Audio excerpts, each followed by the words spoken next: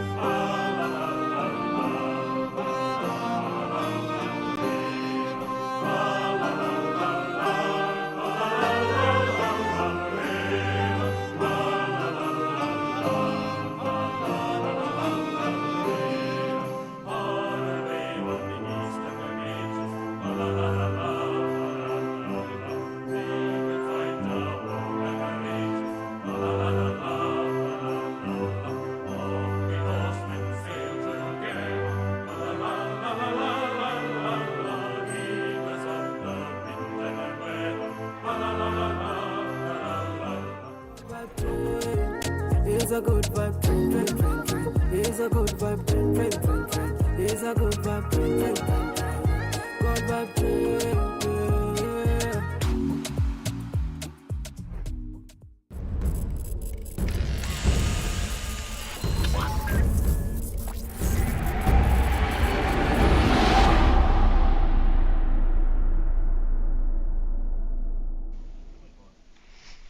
Hello! What's that little Slav next to me? Is this Ludi at Historia? Yes, Oh, you're there. I'm from Mother Romania. Clearly guys. by my clothing. Aggressively Slav. Oh my god, you've got a worse accent than I do. Hey guys, I'm Slavik and here is of course Ludi next to me, and welcome to the second season of the draft. How do you feel about this, Ludi? You're the second time you're casting this. Excited. Excited, yeah. I think the draft is by far the best EU4 competition out there. Totally not biased, okay?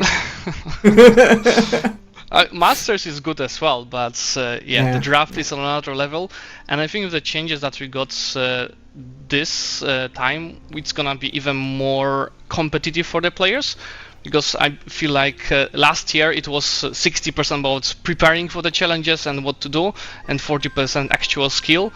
This time, I think it's gonna be like 80% about skill, only 20% about preparing.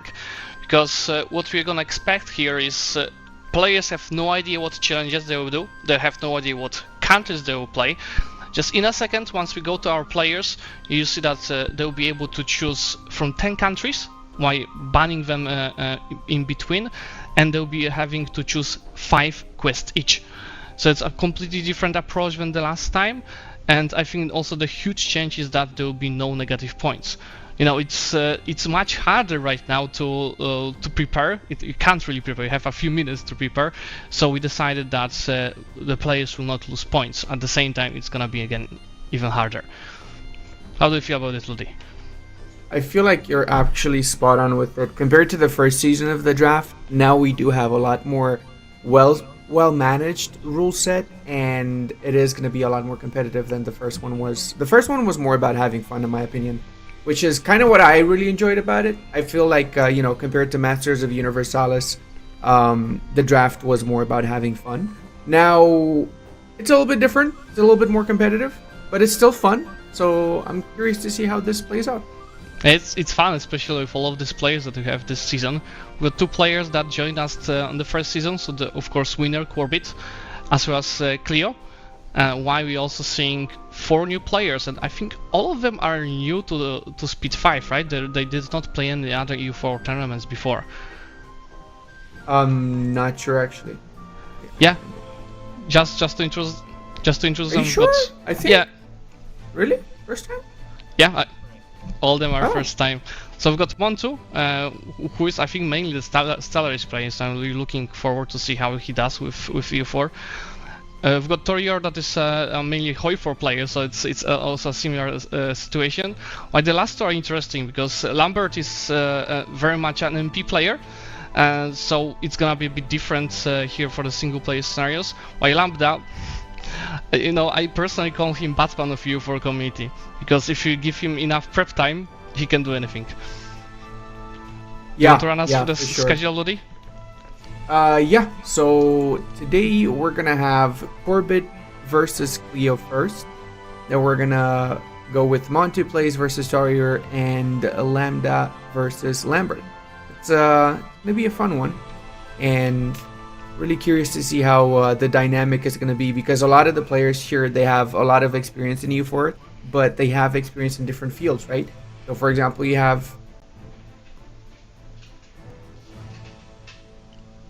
for example, you have players that are really good in single player, such as Lambda, that basically is an expert at doing world conquests in 50 years and whatever, right? And then you also have a lot of skilled multiplayer players. So different skills, you have to keep in mind that it's only 1 hour, right? So Yeah. let's see how that's gonna play out, right? I'd say the multiplayer players have it easier when it comes to managing time, since that's always going to be an issue, right? Yeah. I'm really looking forward how they're gonna deal with it.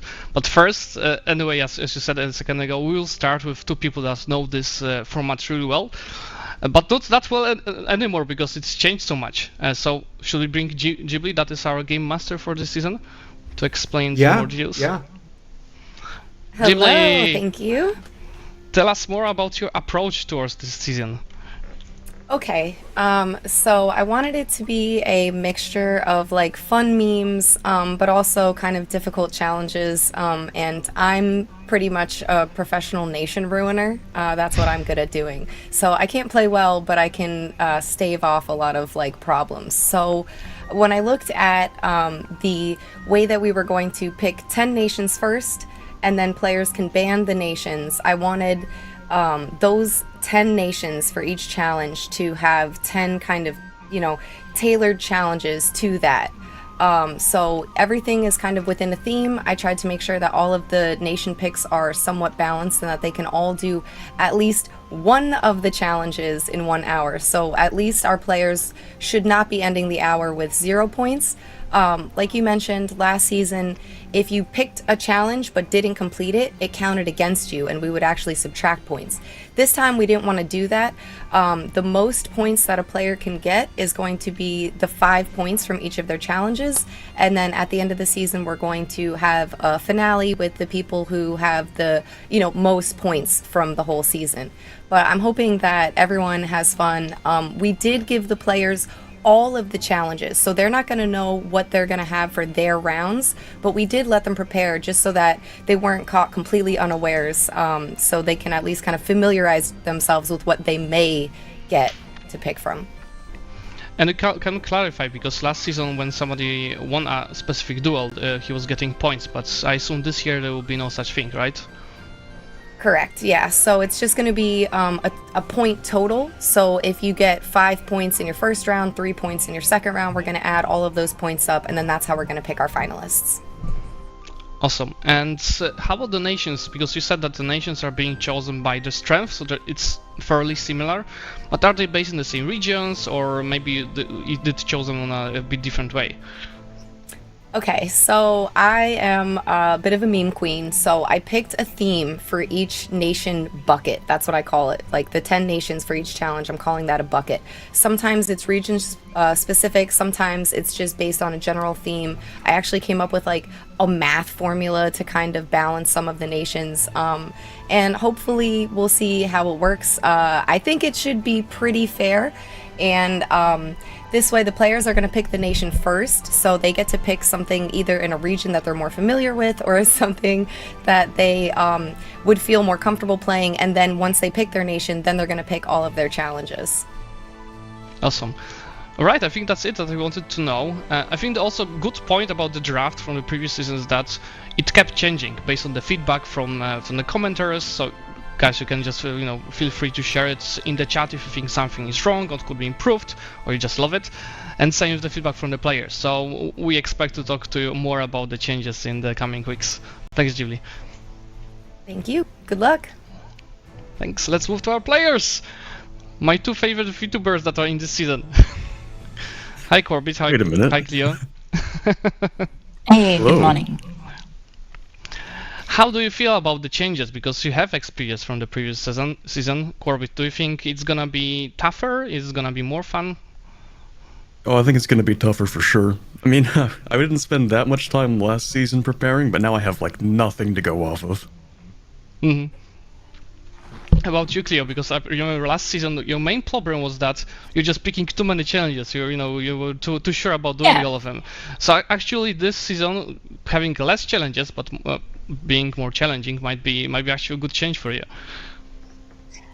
Yeah, because I was kind of going high risk, high reward, and it never paid off. So I feel like maybe this new format will benefit me a little bit more, because I won't be punished so much if I mess up. Yeah, no good points. Yeah. Yeah. All right. Shall we go to the nations picks? Sounds good. So just a reminder, you know it very well, but a reminder, the match will be going for 60 minutes. You'll be presented in a second with 10 nations to choose from. Ludi will be doing a coin toss on who is starting to ban nations. Each of you will ban 2 nations. And then for the 6 remaining nations, you'll be able to choose what you're gonna play as. And finally, then we'll go to choice of the quests. So guys, I need you to tell me who wants to be 1 yen or weird looking tree. Oh, I like trees. Okay, we got Corbett the on the weird weird yen. looking tree then. Whoa! Oh god, it's on the floor! Okay, Oh, no. we got the weird looking tree. Let's go. Alright, shall we go to the nations?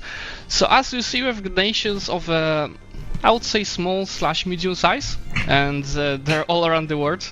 Like we've got Bonoman in Africa, right? We've got some nations in the Middle East, and we've got even Bamgan, how it is pronounced, in Indonesia.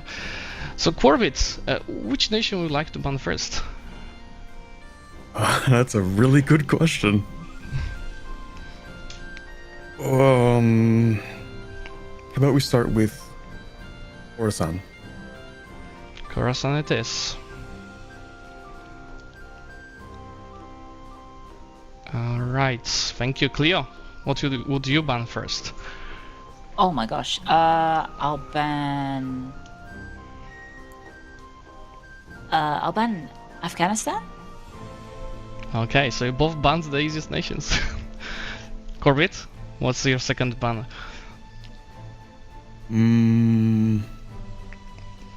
Mazandaran. Mazandaran it is. It has a cyan flag, right? Cleo, what's your second ban? I will ban Harriman. Harriman it is. Alright, so we're left with... Yeah? I can feel the nations that we're gonna get already. I'm gonna go ahead and say it's gonna be Bono Man and Ramazan. That's just my opinion, though. Let's see. Alright, Corbett, let's make Ludi wrong. What are you picking? Please. I was gonna go with Azuran. Oh, you. That's a good choice. That's a good choice. Cleo? Are you sure you want to do that? Are you sure you want to do it?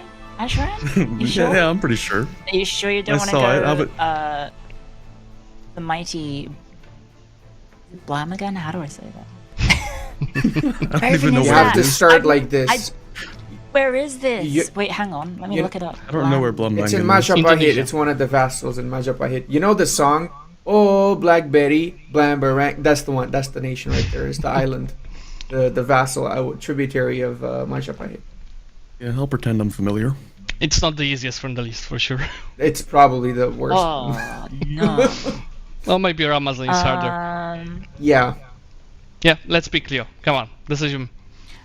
I'll go Marahan, sure. Alright, Marihan and this. So, let's reveal the challenges. So I've got 10 challenges to choose from. Me and Oh, Ludi had some goodness. discussion before this that the person that loses the coin toss is gonna pick first. So we'll go straight to Cleo for the first pick. I'll say... more manpower than Max. More manpower than Max. Thank you. Could you choose also when you're choosing also tell the number of the challenge? number So 8. it's gonna be Yeah, easier. Yeah, sure. number 8. 8. Thank you. Corbett. Oh boy.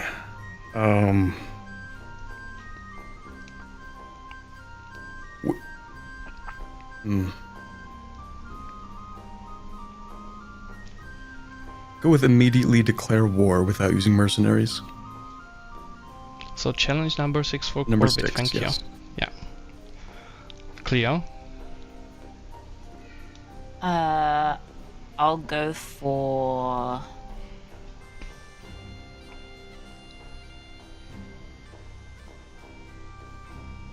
wow, okay, these are not great. I'll go for humiliate rivals modifier number 1, please. That is a pretty good one. Corbett. I'll go with...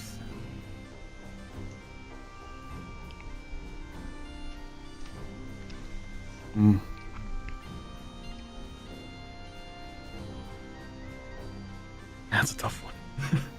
Fire radical reforms. Number 9. There it goes. Just play speed 5, it will fire at 1 point. Yeah. Cleo, what's your choice? I'll take number 5, have 60 crown land, please. Have 60 crown it is. Corbett.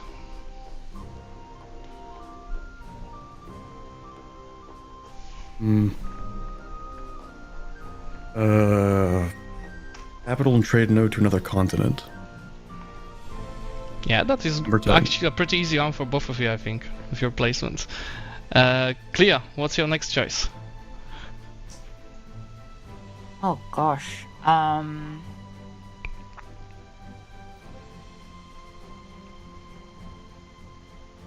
Number 2, never tech up. Okay, that is gonna be Good. interesting. Corbett, relief. what's your next choice?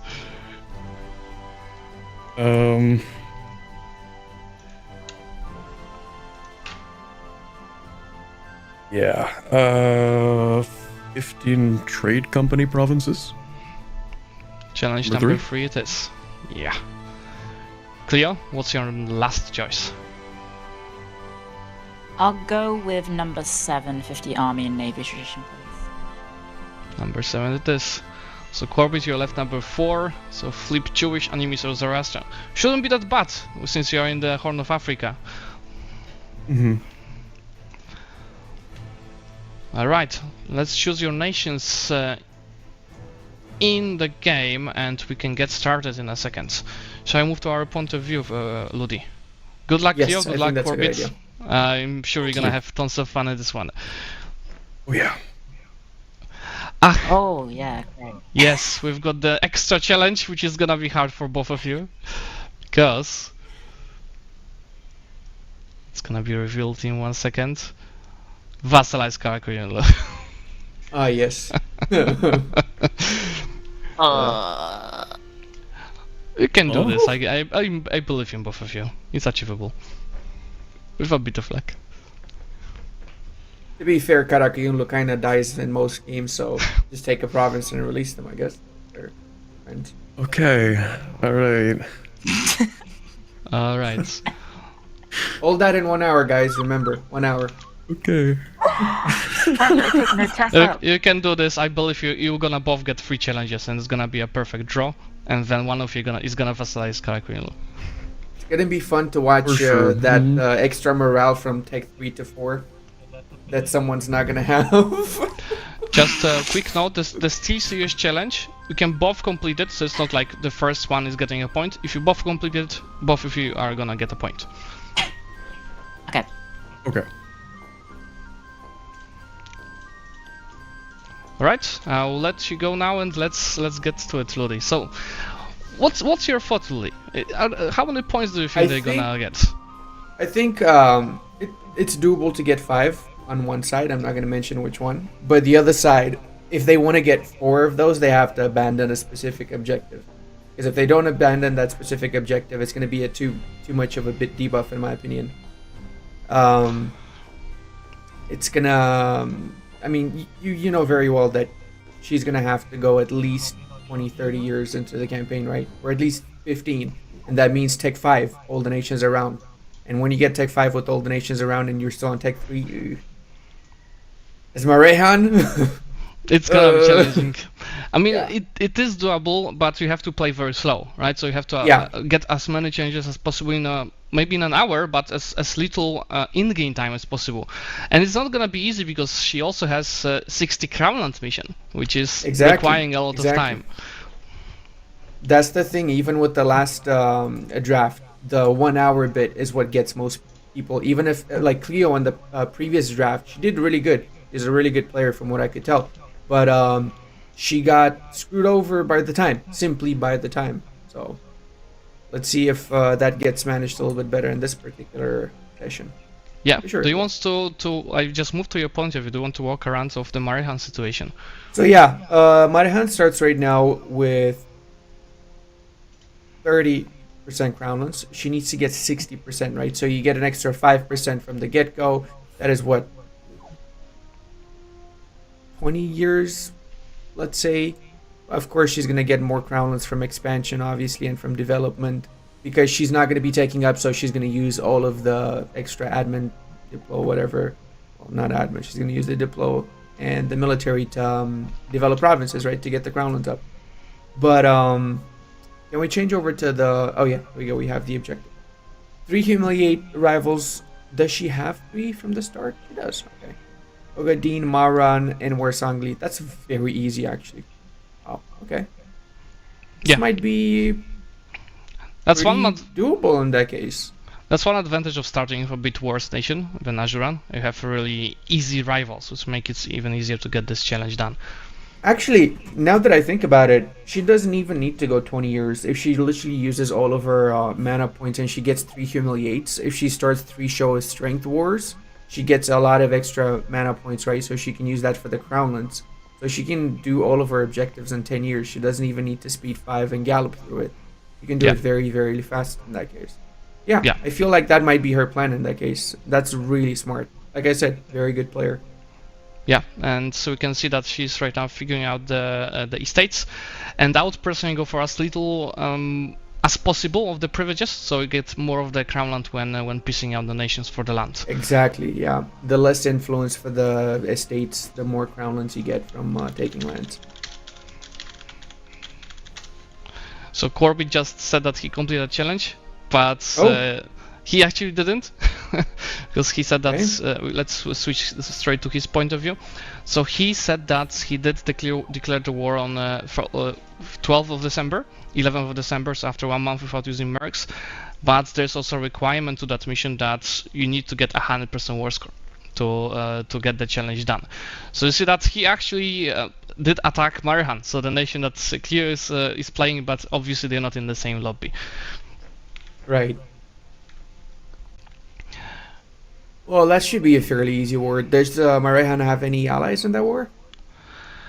It looks like they are alone, so that should be super easy. He just wiped their entire army, so if he just switches down everything, it's an easy 100%.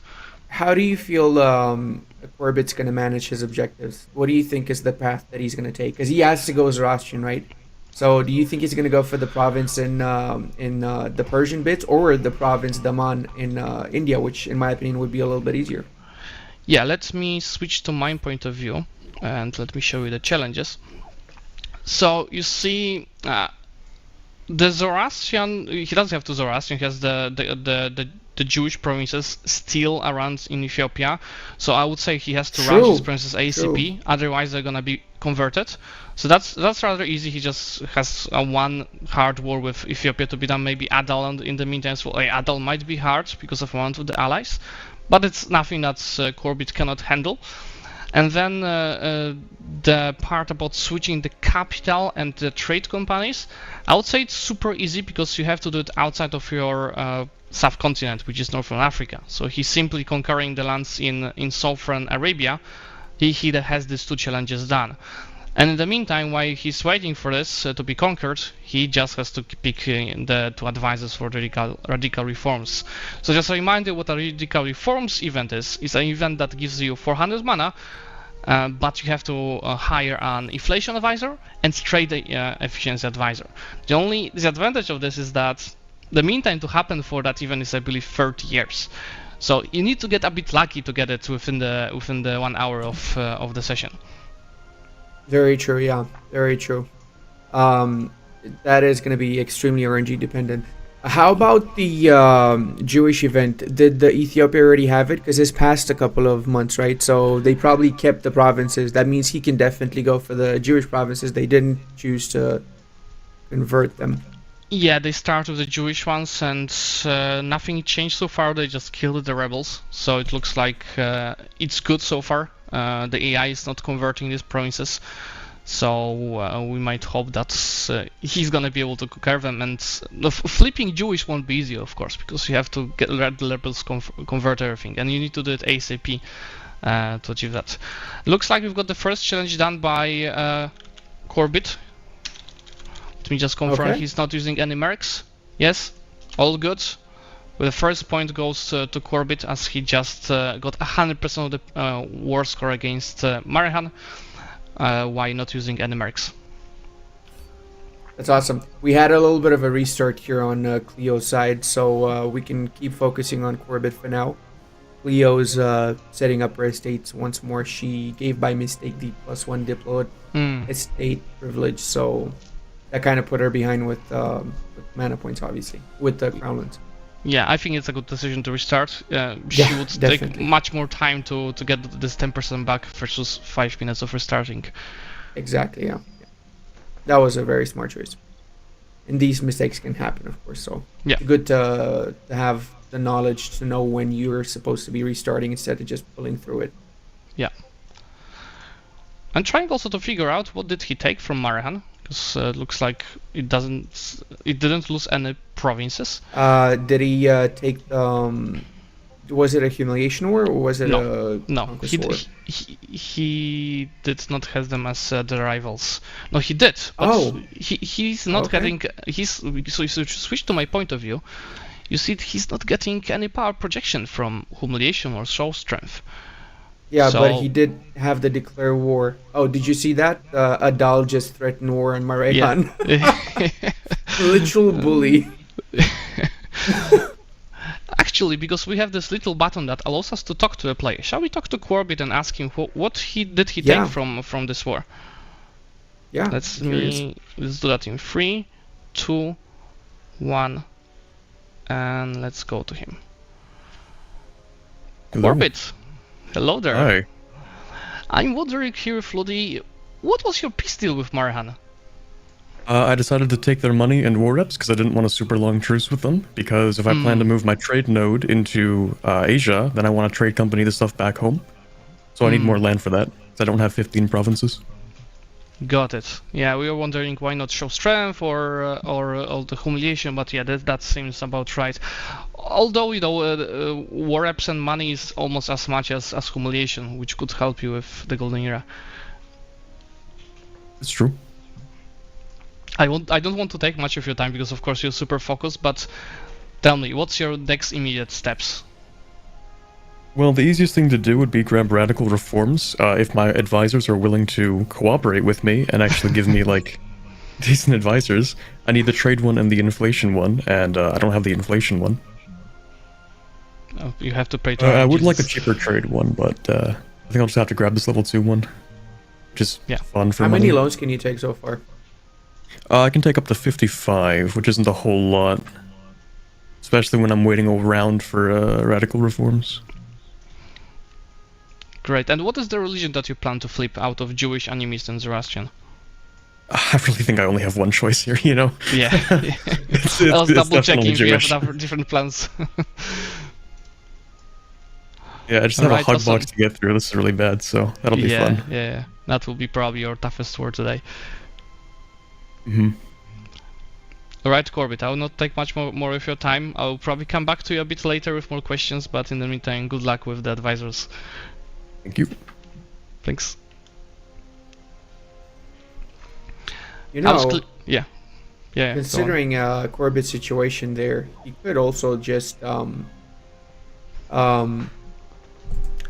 well, we'll talk about Corbett after. I'll express my thought on that. Let's check on Cleo right now. She's got a war already going. She's at war with Warsangli. And this is a humiliation war. Remember that she has to have 3 humiliation wars gone.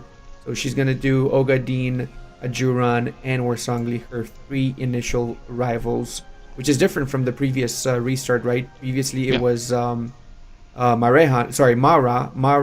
Ogadin, and Warsangli, which was a little bit easier. But Ajuran is not too difficult. They're allied to Malindi. Normally Ajuran either allies Pate or Malindi. So that's very standard. Not too big, 6,000 units with another 5,000. It's extremely easy. But you have to remember that she has to do these wars early on because she cannot get above Tech 3 militarily. That's one of the objectives, right? So all 3 of these humiliations have to be early on.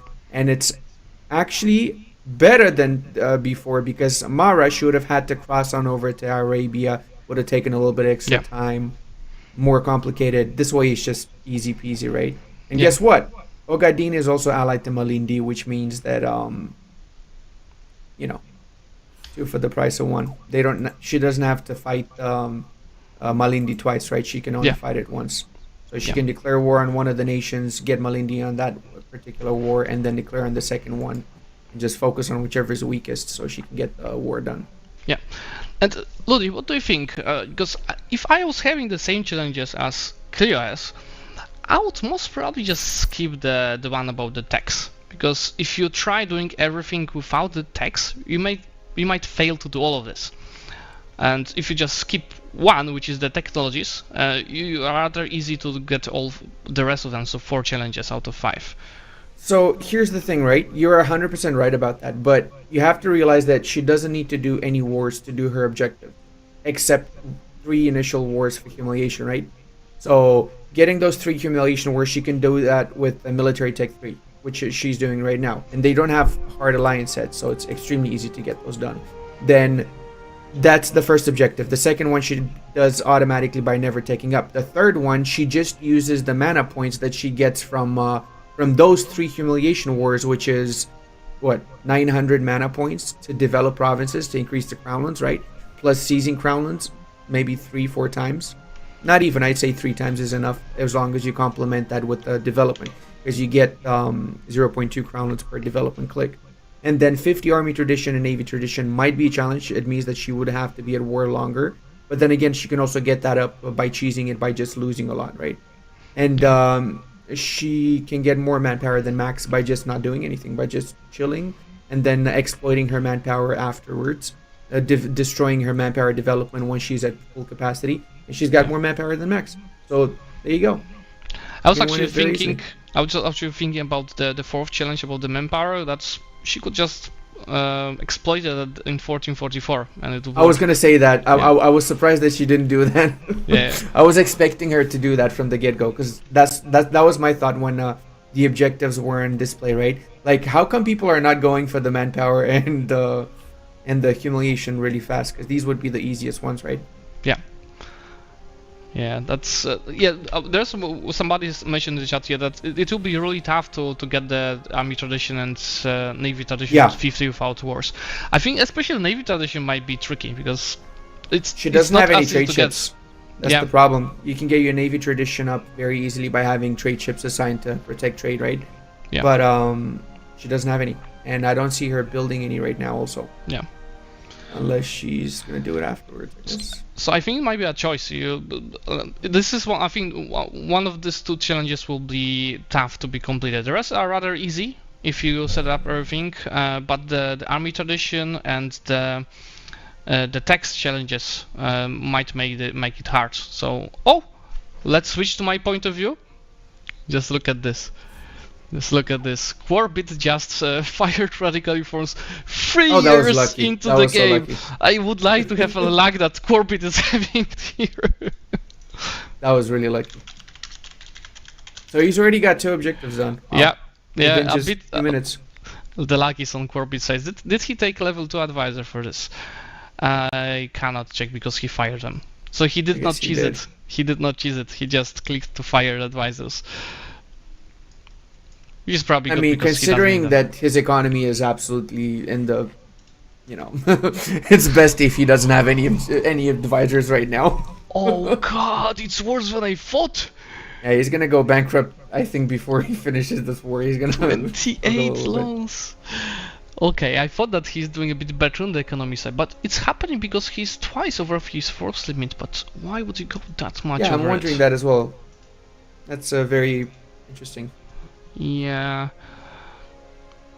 Yeah, he should start slowly consolidating his troops after winning the battle with actually all of his 3 enemies are in one province. There's Farsangali, Malindi and Ogaden, all standing in Malindi with 12,000 troops. I think he just concentrated, as you said it. He just removed the Mamluks Oh no, he didn't. Yeah, mercs. So, yeah. he should though. Pointless anyway. Yeah, it's gonna actually surprise me by saying that, but yeah, it's 30 loans already. I was gonna say earlier that another good strat for him that would make things could potentially make things a little bit easier, is to no CB the Indian province of Daman. Whoever owns that, I think it starts as Gujarat, right? So at the start he could easily handle Gujarat, and then after he takes it, move the capital there, make trade companies out of all the previous provinces in Ajuran, and then release and abandon Ajuran, so you get only one province as your whole country, and it's a Zoroastrian province, so you can switch over to Zoroastrianism quickly. You could have. Ooh, do you see this That could battle? have been attacked. Look how close it is. He's winning that, but how close? Now he. Yeah. Oh, I think they are running away back to Varsangali, so he has to go all the way after them to get the wipe. I see his screen. He's already trying to figure out how to piece out this war. Streamer So lag the war in the target chat. is Ogaden, right? You Yeah. could definitely piece out Marehan after he gets that fort, though. I guess that would be close to 100%, since they don't have any other fortification, right? Yeah, let's see how close he is to piece out Varsangali. He can piece them out already, which is happening right now. Yeah. He just got the siege as well. Chad, Nice, did you see nice. on what percentage he took this siege in last quarry? 42%, I think, right? Yeah, I didn't watch. So he's trying to take lands. That's gonna be extra AE since it's not the main war target. Yeah. 42 chat. So you have a good memory, Ludi. You would remember that. So yeah, he's trying to break also some of the hack box Alliances. around this Yeah. stuff. Yeah, because I think he plans to go to Arabia. I would say that's smart. That's very smart, actually, going into Arabia, so he can change from Arabia to get the trade companies in Africa, I guess. Yeah. So while he's trying to figure out this peace deal, shall we go to straight to Cleo's point of view? Can you walk us through what is Yes. happening now? Yeah. So Cleo right now is at war with Ogaden as well as at war with Malindi. So I'm assuming as soon as she finishes, she already finished the first war against her initial Warsangli rival. And now I'm guessing she's not going to piece out Ogaden and she's going to attack Ajuran before she pieces out Ogaden so she can get Malindi in that particular war and she doesn't have to fight Malindi if she doesn't really need to, right? Because after, what was it, 30 months or something, she can peace out and they cancel. They don't join in the war against her from the Ajuran side. Yeah. I mean, I don't know if that's what she's gonna do. Maybe we should ask actually, because we talked to Corbett, right? We should. Yeah. Okay, that's not what she's gonna do actually. Never mind. Oh yeah, that's what happens. So let's go back to my point of view because I know that some of you are interested in the peace deal. So Corbett just did take these promises from Warsangali. It was a good timing because he'll not have to fight these 5,000 troops from them, and he should be rather an easy wipe now on Malindi and Ogaden troops. Preserve that manpower he doesn't have. Yeah. And save that money as well. Beautiful. Oh 32 no. loans, 32. Oh, no. Look at that. What do we have there? Yeah. I mean, he can pay off his old loans because what was it, 18 Yeah. before that he had? Now he's got 31 balance, so he can pay off all of those. He can take the burger loans. He can fix that. That's not too bad. Yeah, it's there's just a little bit of Floridomics to fix it. You know, also what happened is obviously when you conquer more provinces, the calculation for the loans changes, and the loan cap decreased from 50 to 37. Yeah. But he did get a wipe, so now it's rather an easy piece for him. Yeah, and he can stabilize his country. He can fix that. That's not too difficult. Yeah. Can we check the objectives for a second? Because well, I'm wondering, what do you think is the next one he's going to be gunning for? Do you think he's going to go for capital and trade node to another continent, which by default also, you know, I'm assuming he's going to make trade companies as soon as he does that, right? So who do you think is going to be his target? Yemen? Because I saw Yemen doesn't have too many allies compared to Aden. Yeah, so I don't think he has a big navy. He has just 12 ships. So I think right now his next move has to be the war with Adal. To break through them, to get access either to Yemen and Aden or to Ethiopia. And then after the war with Adal, he can choose, okay, I go to flip Jewish, or okay, I go and move my capital and start making the trade companies. True. Do you think he's ready for a war with Adal, though, considering his economic situation and lack of manpower? Yeah, looking at mana generation of Adal, the smart move would be to wait now for Tech 4. Obviously, it's not that close yet, but it's just a matter of waiting for 2 years. Is he focusing? Is he focusing on? Yes, he is. Military? Yes, Yeah. he is. Okay. Yeah, he's saving every ducat. There are no advisors being hired.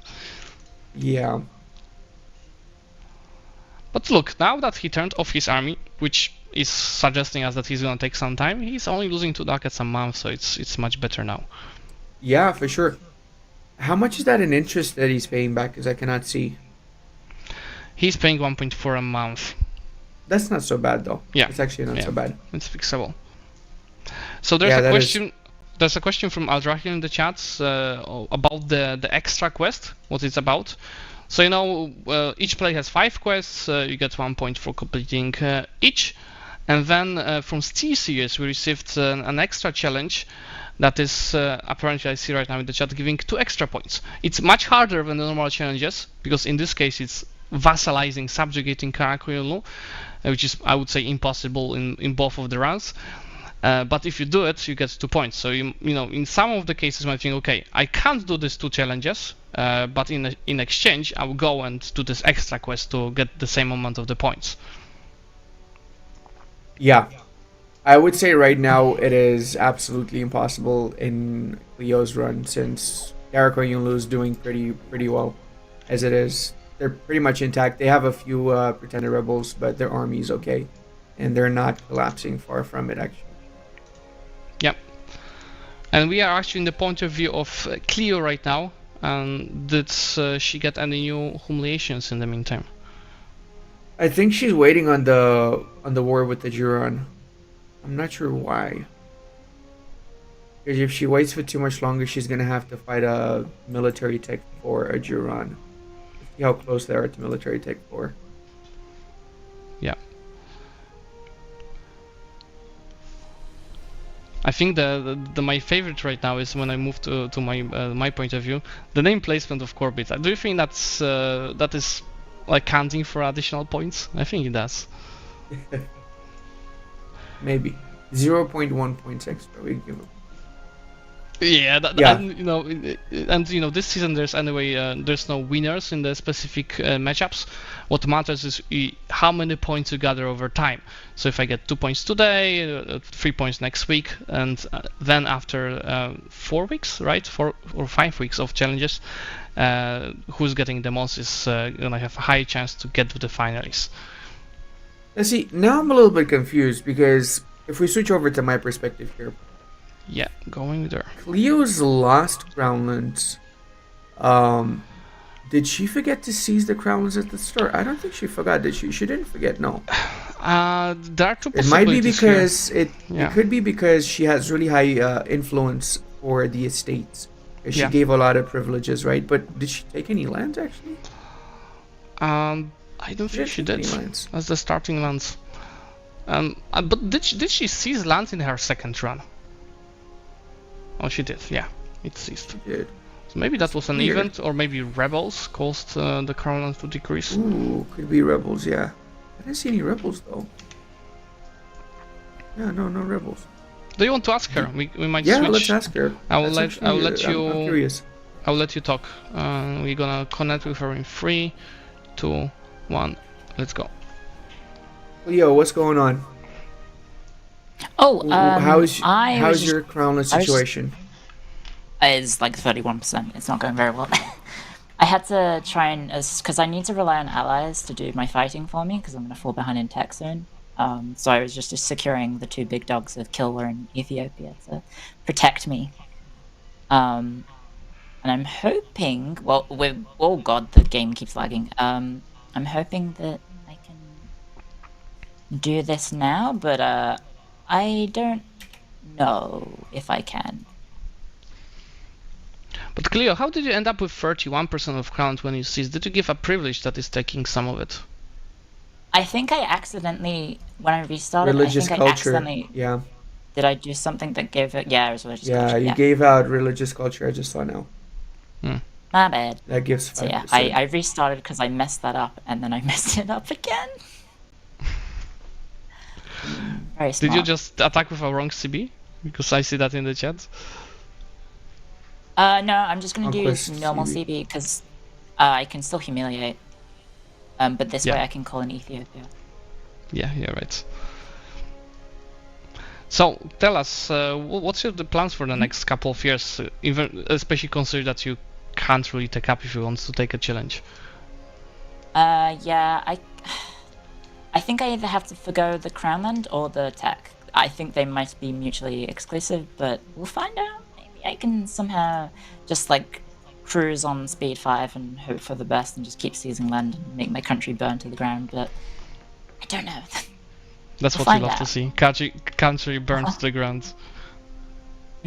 You've been developing your I'll just capital kill quite a the little bit. rebels. I have no other points to use it on at the moment. So I Right. figured I may as well.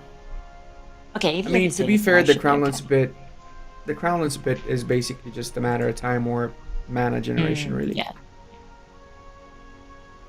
So Okay, yeah, I'm Yeah, just gonna it's rely on pretty tough. Ethiopia to do all my heavy lifting, so should be fine. Yeah, I see they are actually useful. Okay, They Cleo, are. I mean, I'll... they brought 40k over. yeah, exactly. I'll leave you with that, Cleo. Good luck, and hopefully falling behind in text will not make this sound completely ruined. We'll find good out. luck. Good luck. Good luck. Thank you. So, Ludi, because we got a question in the chat, I think we can move to the challenges because some of the people just joined. They do not know what it's about. So quick run through. It's a draft. So obviously the run that is all about taking challenges. You see this year it's a bit different. We have only 5 challenges per player. The players do not know the exact challenges before the game, so there's way less prep time. They also don't know the nations. They get to choose the nations with us, with banning and picks. So here we are much more focused on actual skill of the players versus what was last year, very much focused on how you can prepare and combine this with your skills. I feel like this is the draft 2.0 in my opinion. It's been upgraded, massively upgraded, a lot more streamlined and a lot more tailored to the community that the EU4 community, which is a very, very fun community, right? Right, Zlatan? Yeah, indeed it is. Indeed it is. If you switch to the point of view of Corbett, you see that he actually decided to go after Mahra. So he decided to just avoid fighting Adal for now. And it's working pretty well for him because he's about to wipe the troops. And I'm assuming he's going to take his provinces from Mahra then. Yeah. He probably wants to switch his capital to one of these provinces. Yep. And then TC his original lands. Yep. That's very well molding himself on his RNG right there. Yep. Ludi, do you know how many subscribers do we miss right now to hit the sub goal? How many, Zlevik? I'm curious. I think we are just missing like 10. It's 10, not that much. Wow. Yeah. Well, guys watching right now, if you enjoy the content, consider following, consider subscribing. Would help out Speed 5. Bring the shows that you guys enjoy watching. And if you're watching on YouTube, because I believe you're right now streaming on YouTube, of course you can also become a member. And there are a lot of perks that become a member or subscriber give you.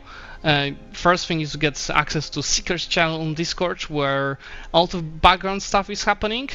And trust me, most of the feedback regarding the challenges, regarding the rules, it's coming from this channel. So if you really think that something should be changed, you can share your feedback there. What is even more interesting, you can share your runs there, and maybe for the next season you're gonna get invited to participate, just like in some of the seasons of Masters Universalis. We had actual viewers actually subscribing, joining us, because you might think, oh, this Lambda guy, so what, he did 14-7 to World Conquest, I can do better than him. You can come and show that to us, that's you're actually a skilled player, which might be a first step to become a creator in the future, right, Rudy? Exactly. That's what it takes, being a good player at EU4, totally, and nothing else. I have to say though that a lot of the things that have been changed for the second bit of the draft are by far thanks to the feedback from the community. So what Zlevik just said is actually 100% spot on. The fact is that you guys have a massive say in whatever happens with the games from Speed 5. So if you support the channel and you become a subscriber, you get access to the right channels on Discord. You can express your opinion on the various competitions that are ongoing. You can give feedback. You can maybe help improve the competitions. And got good ideas, of course. They will be, of course, implemented. We've got a very good question from Lord Sarah in the chat and on Twitch. So he's asking what happens if you start doing some challenges and you misclick. Do you still can do that challenge by just restarting and doing it? So I believe that we agreed in one of the calls that if you restart, your challenges can't also restart. So it has to be a very smart and well thought decision if you want to do that. So if you mess something up, you have like 4 objectives done, but you screwed it over and you need to restart, then you lose all your objectives. You have to get everything from the get-go again. You lose all your points. So it's one save, basically. You have to get everything in that one save. Cleo is paused right now. I'm curious what's going on. Yeah, I see. Nothing is happening. I was just, let's see what Cleo... Okay. Must be some thought process here. Yeah. Must be for sure some thought process. Yeah. Seeing a lot of mana points going into developing still. We got 17 development in the capital. We go to the development map mode. Ludi, We, sorry to yeah. cut you, but can you confirm that Cleo got the challenge with the rivals done? Yes, I can confirm she did get humiliate on all 3 rivals, so she has the first objective done. Awesome. Awesome. Can you ping her on Discord and confirm that? Perfect. Yeah. Awesome. On Now the in the meantime, on the Discord channel, yeah. yeah. Now in the meantime, go to Corbit's point of view. You see that he just white pieced. I believe he white pieced Aden, and now he'll be focusing on piecing up Mahra, which actually might not be easy. He only has 16% war score because he didn't get on the island yet, which shouldn't be hard. What? Ah, okay. I believe that Adam beat his navy, and that's why he had issues getting into Socotra. But now that Adam is out, it should be much easier. Yes, Cleo got points of the board. We are so back in the chat. 4 more to go, and 26 minutes only left. The time is passing very fast with you, Ludi. Yeah, actually it is passing very fast. How many we have left now? 26 minutes. And we have how many objectives then? Not enough. Yeah, not enough. So now that you know what's like the status of both of the players, I'm gonna bet that Corbett is gonna end up with 4 challenges. He's gonna fail the religion challenge. What do you think? Why do you think he's gonna fail the religious one? He's too slow, and I mean, he is on his way to get the trade companies and capital easily, but I think he's too slow to get to Ethiopia because you need to get all of the provinces converted. Obviously, you can also sell some provinces to make it faster, but still, the time is not on his side by this time. I actually agree with you on that. I feel like Ethiopia is not really the play for him right there because he has to do a war with the Dal first and foremost, right? Yeah. Or he can do an OCB with Ethiopia because he can do a sea tile connection. Yeah. And take a few provinces from there. Actually, wait, does Ethiopia still have? No, they don't. Actually, never mind. He does have to go, let's switch go war to with the Dal. Cleo's point of view, because looks like we've got a second challenge done. Can you show, because go to your point of view, apparently she has now more manpower than max manpower. Can you show that? Oh, does she? Yes, she does. Okay. Very nice. So That we is got very a draw smart. by this time. Alright, we have a draw already. Amazing. So, we established, I think we are agreeing here that Corbett looks like he's gonna end up with 4 points.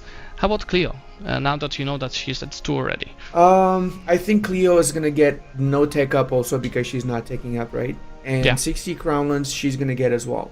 Yeah. She's got 26 minutes and she's got 38 crownlands, and she can seize another 5% in 2 years, 3 years. That's gonna be up to 43%, and then the rest just from developing in a couple of seasons Yeah. more. She can just speed 5 it Yeah. or speed 4 it, don't do anything, and get the crowns, and that's it. She's got Yeah. it, right? But I would If say she didn't give out, yeah. the religious culture would have been a lot easier, Yeah. but it is like that, unfortunately. But The I army was- tradition is going to be impossible for her, though. Yeah, I would say she has to. I mean, you can't speed 5 because it's a multiplayer, right? So speed 4 without pauses. But I would say do it already because she only got 8 crownland in the 30 minutes since Yeah. the restart. So she has to speed up because there's 22 crownland missing. Yeah. She could also, yeah, she's lagging if she's up 5, so. Ludi, can you show status of QQ? We've got a question from the chat.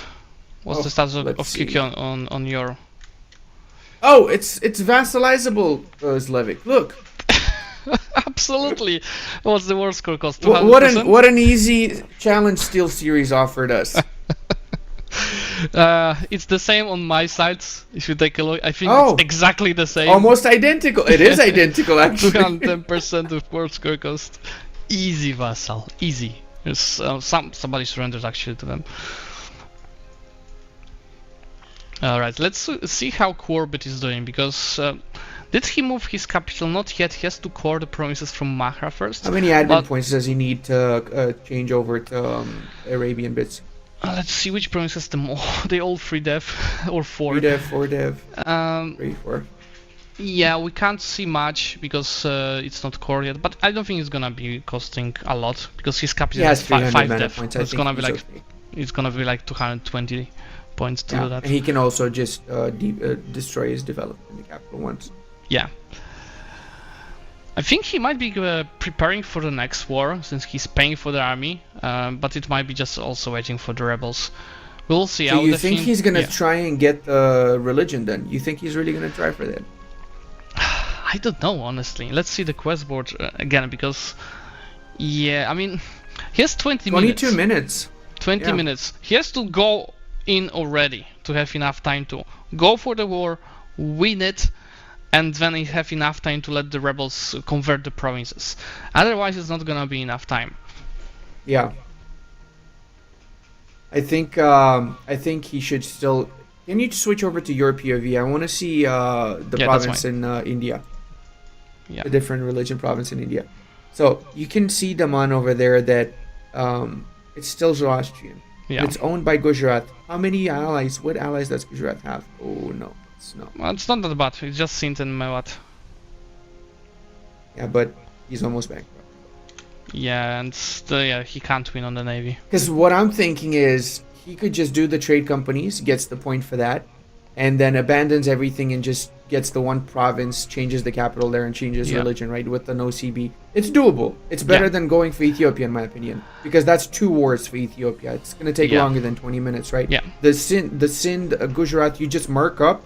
You go on, on the edge of going bankrupt, let's face it. But you can win it because you just need one province. Just a little bit of war score, right? Yeah. I mean, how much development these provinces have? 6 and 4. Yeah, so pretty much if he sold all of his African provinces, that would be already over 50% of his development, looking how much Yeah. he has in his future capital. So that would work, but he has to go fast. Yeah. Let's switch to your point of view.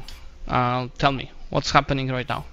So we have a very, very serious case of the developees. Essentially, we're just developing this province a lot. I don't know why we're not developing the other provinces, which are cheaper to develop, and we're still pumping mana points into the one development province here with 101 mana points per development point, when we have 65 and 72 available Yeah. around as well, Yeah. and no edict. And That's especially a that bit weird. there's no difference how much crown you get, right, between these Yeah, it's the provinces. same. It's the same. It doesn't make any difference. Yeah. It's just 0.2 flat per mana click. Yeah. So, yeah, I think now we started developing here, didn't we? No? Yeah, we did. There's a very That's good good. question in the chat asking how this works. First to 5 quests wins. Actually, no, we're gonna play 60 minutes unless both of the players say, "Oh, I'm gonna go bankrupt next day." That's it. And there's like no winner today between these two players. You just gather as many points as you can. So if you do 5 challenges, you get 5 points. If you do 2 challenges, you get 2 points. And then by the end, when everybody plays against everybody, at the end we'll calculate the points and decide who's gonna go to the grand finals.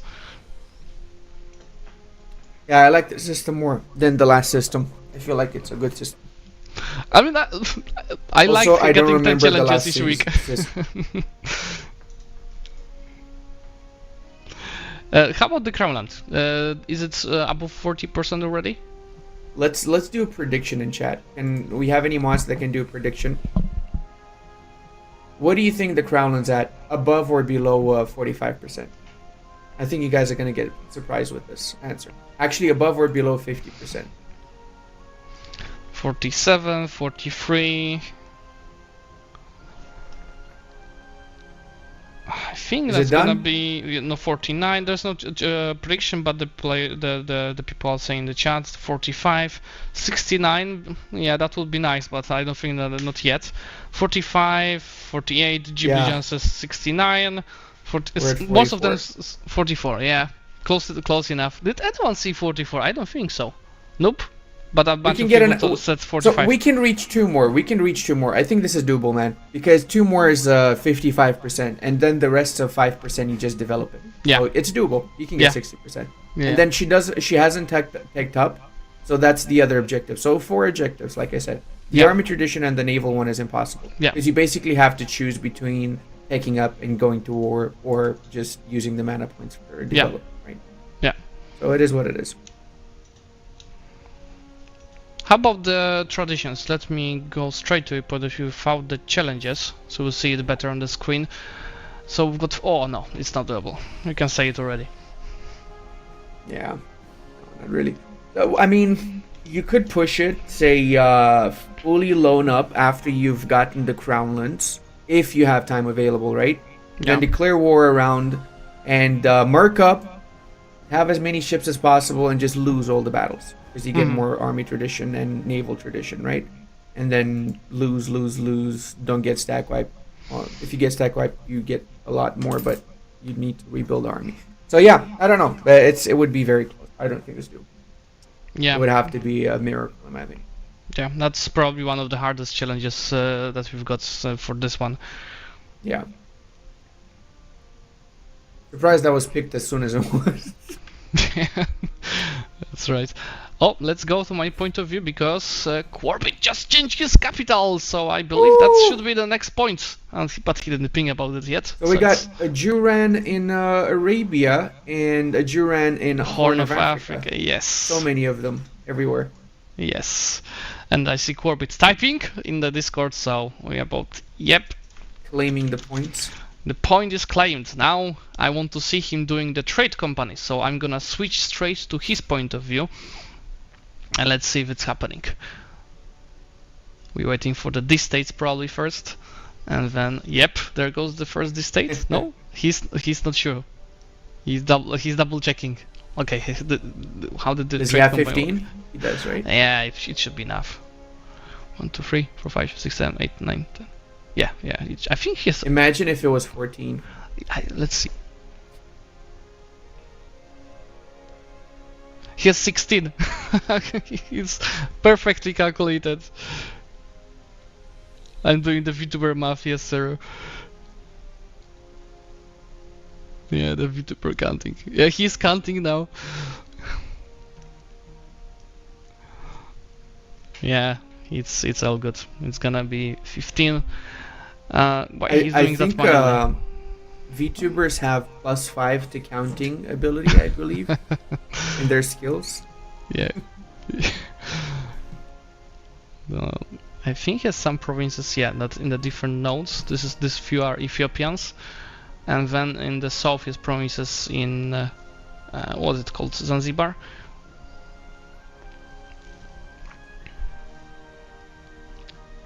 Corbett, you're wasting so much time on doing it manually. I was gonna say the same. You can do it from the trade company. Yeah, he did it, so he knows that it Yeah, works. he knows. I know, because I saw he did it first. Yeah. I don't know why. Yeah. I'm guessing he just gave up on the war to get the other religion. I mean, he has 14 minutes. He has time. He can try at least. Better than nothing. For right amount of nation ruining, it can be done. Let's see how many loans can he take. So How many ships does he have? Does he have a fleet he can go to India with? no, Yes. no, this is not enough for Gujarat. Oh yeah, the Gujarats They have like what, 20 handle. ships or something? Yeah, they have 15, but But I they're think Sind Sind was as well. rally. Yeah, Yeah. just under 11. On the land as well. He could get military access to the entire area there. Yeah, and look, it's 33 out of 41 loans. Oh yeah. I wouldn't say it's enough for the war. Let's see, Adal still doesn't have technology, and they have 12,000 troops. Then we have 8,000 from Yemen and 6,000 from Hadramut, while Ethiopia has 20. Oh yeah, Ethiopia itself will Well, be what hard. technology is Ethiopia on? Four. Ooh. No, it's And GG. Ethiopia as general, I saw they've got a what kind of a general is that? No, just 2-2. Yeah, okay, that's not. similar. Yeah. I mean, I would still try if I was him. At least a Dali Ethiopia, right? Yeah. Let's see what he's doing and the score, because currently we have 4 at Corbett and 2 at Cleo. But I think we established that there's a big chance that both of them end up with 4 points. Yeah, I think that's actually going to be the case. Yeah. I believe that is 100% the case. It's going to be a tie for the first round. Because I don't see any way that he can get the provinces to convert right now. And I also don't see any way that Cleo's going to get the tradition in 12 minutes. Yeah. Yeah, it's he's looking at that right now. He's probably thinking the same. No, that's nothing. Yeah, Florinomics wouldn't save me. Yeah. Let's go back to Cleo. I feel like we're not showing enough of her gameplay. Cleo, what are you doing? We have. Yeah. Look, you. No, sorry. I just said that's. I thought you talking. In general, no, we're not talking to her yet. Okay. So we have a classic case here of the Developius Maximus. Yeah, it's pretty intense. Pretty intense. And we got 53% Crownlands with 7 to go. We can take another 5% in 3 years and 2% from developing, so it's pretty much done. Yeah. It is done. Not too bad in 20 years. Actually pretty good. I'd say she could even try and go for the tradition. She's got the economy to back her up. Because of all that developing, right? Yeah. We've got a good question from Lambda asking if release and play as is allowed, but I will let Ghibli answer that, and then we are gonna share it with everyone as well. 53 Crownland, that's good. That should be good enough. Just up two more percent and 1 more seas. When is the next seas happening? 5 years? In 2 years. 2 years. 2 years and 66. Good. So it's actually around the corner right now. Good. Yeah. I'd say personally that releasing is not an issue. It might make for spicier gameplay, to be honest. So yeah, I'd vote yes if anyone asks me. So Lodi, I'll let you guess, and I'll let the chat guess as well, because last season we had a 1v1 between Cleo and Quark. I think it was actually in the last week. Do you know what was the score? I mean, maybe that's the wrong question, because there were negative points. How many challenges each of the players did? Lodi, what do you think? 0? not points. How many challenges were done? Let's say. Challenges. Yeah, okay. Challenges. 5 and 6, I think, or something like that, right? Okay, and who had 6? Who had 5? Leo had 6. Okay, and Corbett 5. Chad, what do you think? Do you think that was the score? Maybe somebody has a gut tier memory. In the meantime, we've got response from Ghibli, so our great game master, that's let's see. Release and play as is allowed. Okay, that's good. You just have to start as the nation that you chose. Perfect. Series thanks 6 to 0 points. Actually, it was the same score as we expect here. So it was maybe not score, but amount of challenges. Cleo did 4 out of 10, and Corbett did 4 out of 6. So obviously, both of them ended up with 0 points, but Corbett had a better non-negative score. So I was right. I said 4 out of 10 and 4 out of 6, right? No, you did not. You said 5 and 6. What do you mean? I said. I literally said 4 out of 10. Come on, man. Yeah, of course. Something that's the thing. is, That's the thing with the previous session, right, of the draft, with the previous season of the draft, is that I feel like the minus negatives were a little bit too harsh. It's a lot better now, since players get to keep some of the points that they get, essentially, right? I don't know, Lodi. Just make 10 out of 10. What was the issue? Except in the final. Zlevik the champion. No, I'm just the runner-up. I'm just looking at the champion. Wait, you didn't win? No, Corbett won. Corbett won, don't you remember? That's why he's playing and I'm observing. Wait, really? Yeah, I fucked up in the final. I didn't remember that. I thought you won. No, that's... Wow, okay. That was unfortunate. I won with Flory a week later. Yeah, because I remember that. That counts, right? Right. That was the All-Star afterwards. That's why I remember that one. Yeah, okay. Yeah. Fair enough. I also Ekogami in the chat is saying I also like the co-casting with Ludi and Zlevik. It's really tranquil and chill. Well, that's definitely better than Lave that is all around the place and chaotic. But we have the old styles, right? We love Lave. Wise words from the dude that just lost his wallet. You know, saying you come to a stream hosted by two Central Europeans. Okay, that's right. Romania is a Central European country. You be quiet right now. you know, East starts further. Just saying. Can you show? Let's go to your account. Show the Crownland of Clio because we've got the third challenge on. We have 60.094%. It's not even 60. It is 60.094. That shows extra dedication right there, Zlevik. Yes, that shows extra dev click. That right there is clearly that she didn't need to do that, but. And apparently Clio is calling here with free tech, and obviously the army tradition, navy tradition is not doable at this point. Yep. So she has 4 out of 5. Shall we ask if Corbett gives up as well? Because with 6 minutes left. Oh, I think he's still trying. There's very little time, but he's still trying. Yeah. I like to see that. So I'm guessing he's vassalizing Velaita and then trying to feed provinces afterwards adjacent to his vassal's province. Yeah. Let's see. It's gonna be hard. He needs to pray for Jesus again, like he did with radical reforms, to get the good sieges on Ethiopia now. And then he's gonna abandon his old lands, I guess. Pour it up. There's a good comment in the chat. Can he just release and play as Semyon? That would work. Yeah. I'm guessing that's what he's gonna go for. Yeah. The question is, does he have enough time? I don't know. Does Ethiopia have a big enough army? That's the big question. Ethiopia has 20k. And that's a really good move because apparently Ethiopia also attacked Velatia when Corby did so. So now he got them into defensive war. 300 IQ moves. You better win that battle though. I mean, he can win it if he catches them attacking him in the mountains.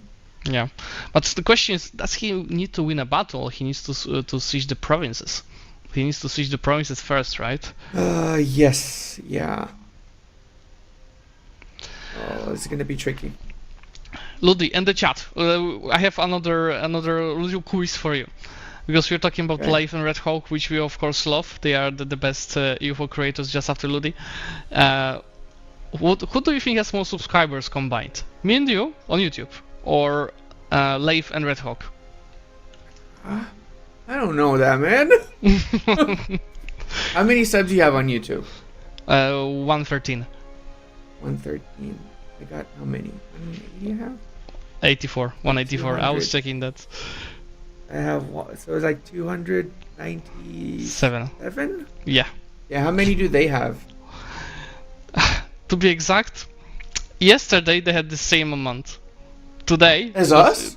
Yes, but today, as we crossed 1,000, we have 1,000 more than them. Wait, what?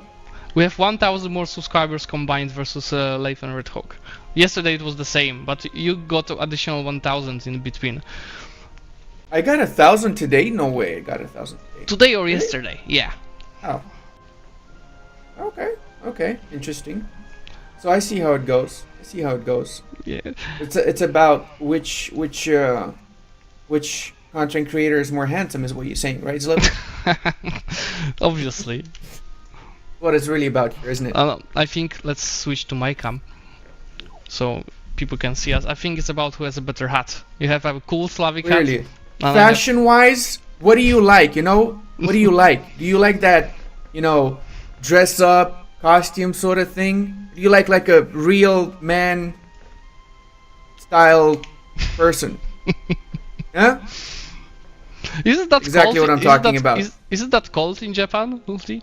Or are you not in Japan? -5 in my room. Oh, really? The only thing that's heating up my room is my computer, bro. So did you move back to Romania? No. I'm in Japan. Japan is that cold? It's very cold. Now it is. It's also that I don't have any heating in my house. So yeah, I'm working on it. Don't worry. We're gonna have heating one day. Don't worry. Fine. That would be useful. It's gonna be okay. I have enough clothes. I have like 1, 2, 2, 3, 4. Lodi. Like 4 layers. That's not healthy. It's fine. Can do this.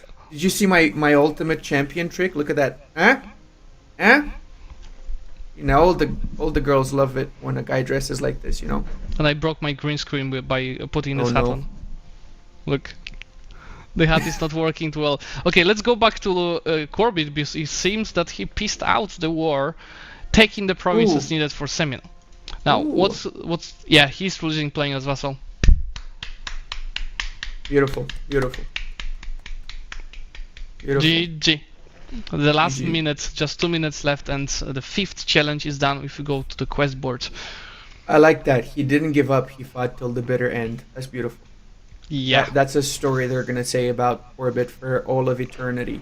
When they find this VOD 5,000 years later, which is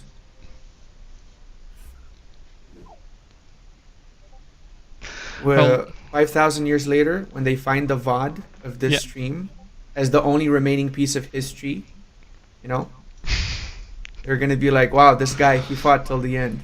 Yeah, this is a real chat. How What would you real call men Corbett look like then? back then. Is it right now Charbit or Animated. Quad Chat? I think Charbit is a better nickname. Charbit? Charbit. Charbit. It's a chat, but it's a Corbett. Because he got all of the that's changes. smart. That's smart. Let's Like go that. to our players and see what they think. Congratulations! You both did much better than we actually expected initially, because we've got 4 Oh, points thanks. from Cleo and 5 from Corbett. You did not try to get the TCS challenge, which is unfortunate, but it still was alright. Corbett, when did you decide that it's just gonna release and play as Semyon? Was it the plan all along, or you decided in the last minute? It was actually like right after I got my trade company provinces, I was like, I can't imagine how I'm gonna convert all my land. So like, Yeah. I wasn't entirely sure if I was allowed to vassal swap, but it was the only thing I could try. Yeah. And Ethiopia attacked Vlaita during your war, right? So it was also a bit lucky that you could just go into defensive war against Ethiopia, right? Yeah, I got super lucky. I declared on Medri Bali, who was allied to Walaita, I think that's their name. And then Ethiopia decided to be advantageous. So I'm like, okay, I'll be advantageous back. And Cleo, I think we can agree that 50 army tradition and 50 navy tradition is a bait mission, right? That was a little ambitious. It might not. Oh, I have.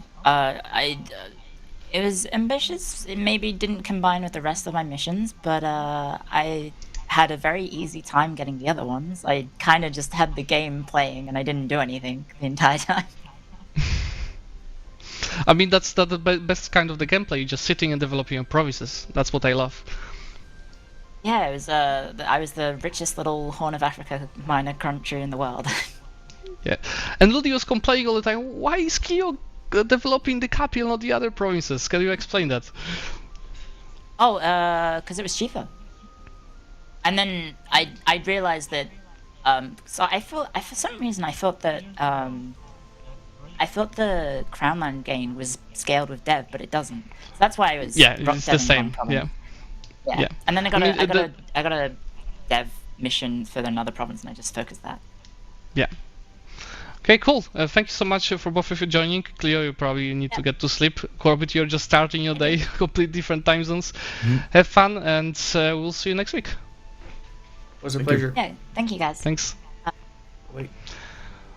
Right, Rudy, I think we're gonna go for a little break as well, because we're gonna have quick commercials right now.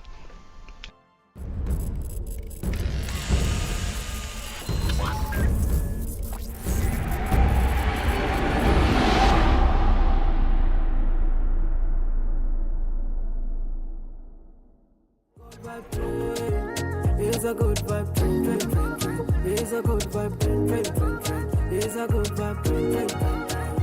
God good vibe train.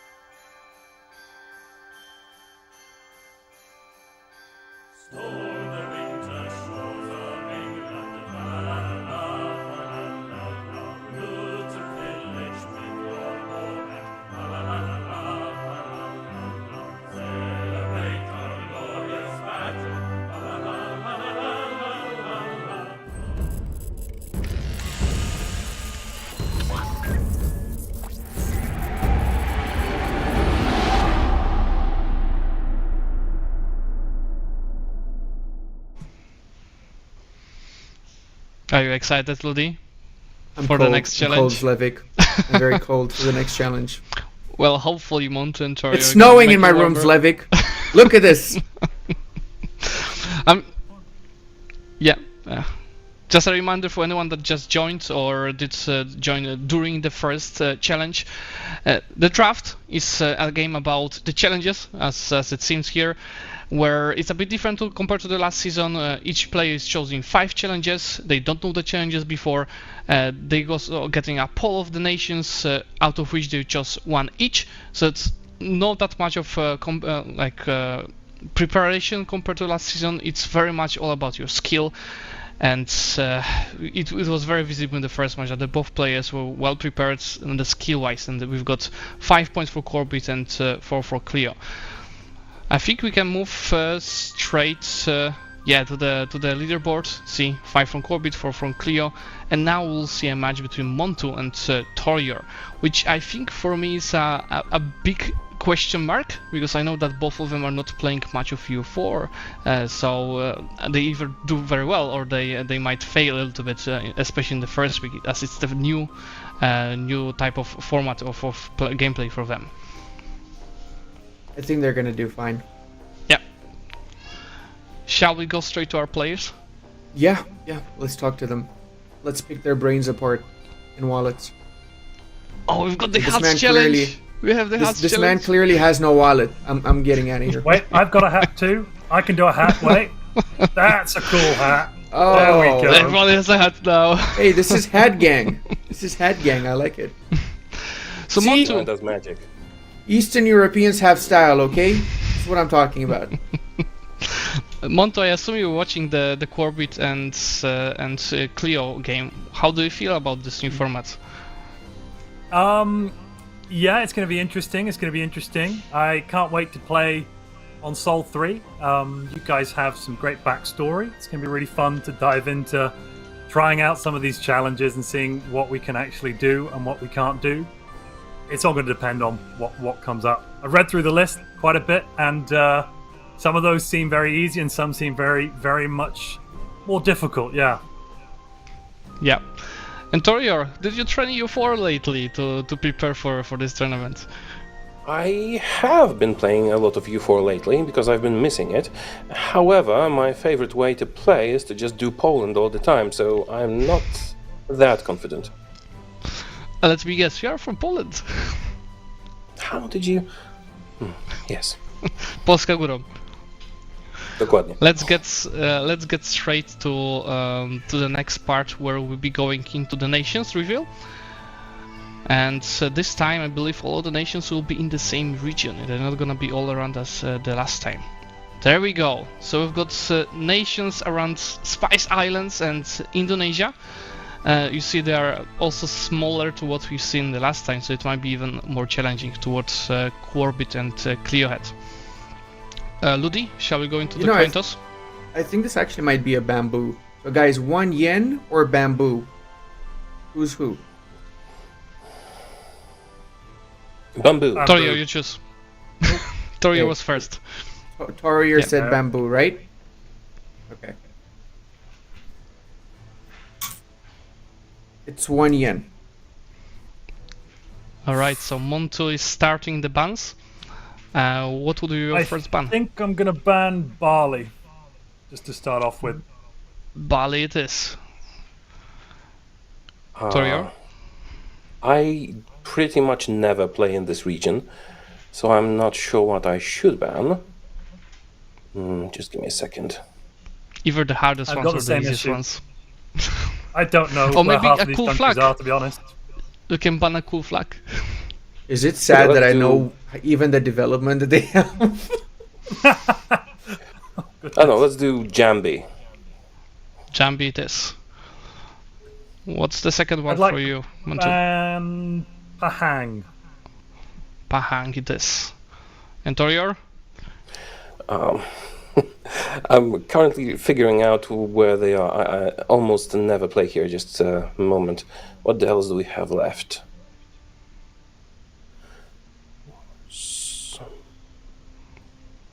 Oh, it's all the small ones, isn't it? Yeah, there's not much of a difference between them, to be honest. Okay, so how about... wait a minute. No, that's not the one. I don't know, Bone, because it's called Bone. It's actually just next to Spy Islands. Yeah, Bon it is. Perfect, let's reveal the challenges now then. Oh no, sorry, we have to pick the countries first. Ludi, why are you not protecting me? So, Montu, what nation would like to play? I think I'd like to take turn 8 because I actually know where that one is. So I'll go with the nation I understand the location of. Should make it easier in game to find. Excellent choice. Awesome. Can I have a minute to check them all? Production will key us if you take more than 10 seconds. Just a moment, please. No pressure. No pressure. Just some pressure.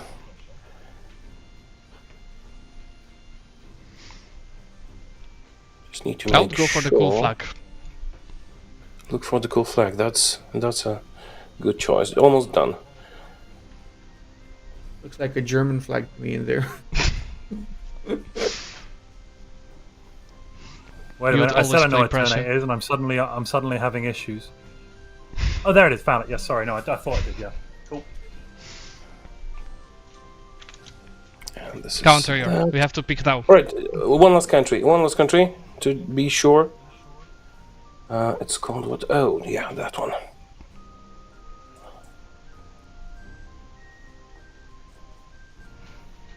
No Poland on the list. I must be misspelling Johor because it doesn't find it for me. Alright, I guess I'll take the one with the coolest name, number 10. Sorry, yeah. Mugainando? Maguindanao? Maguindanao?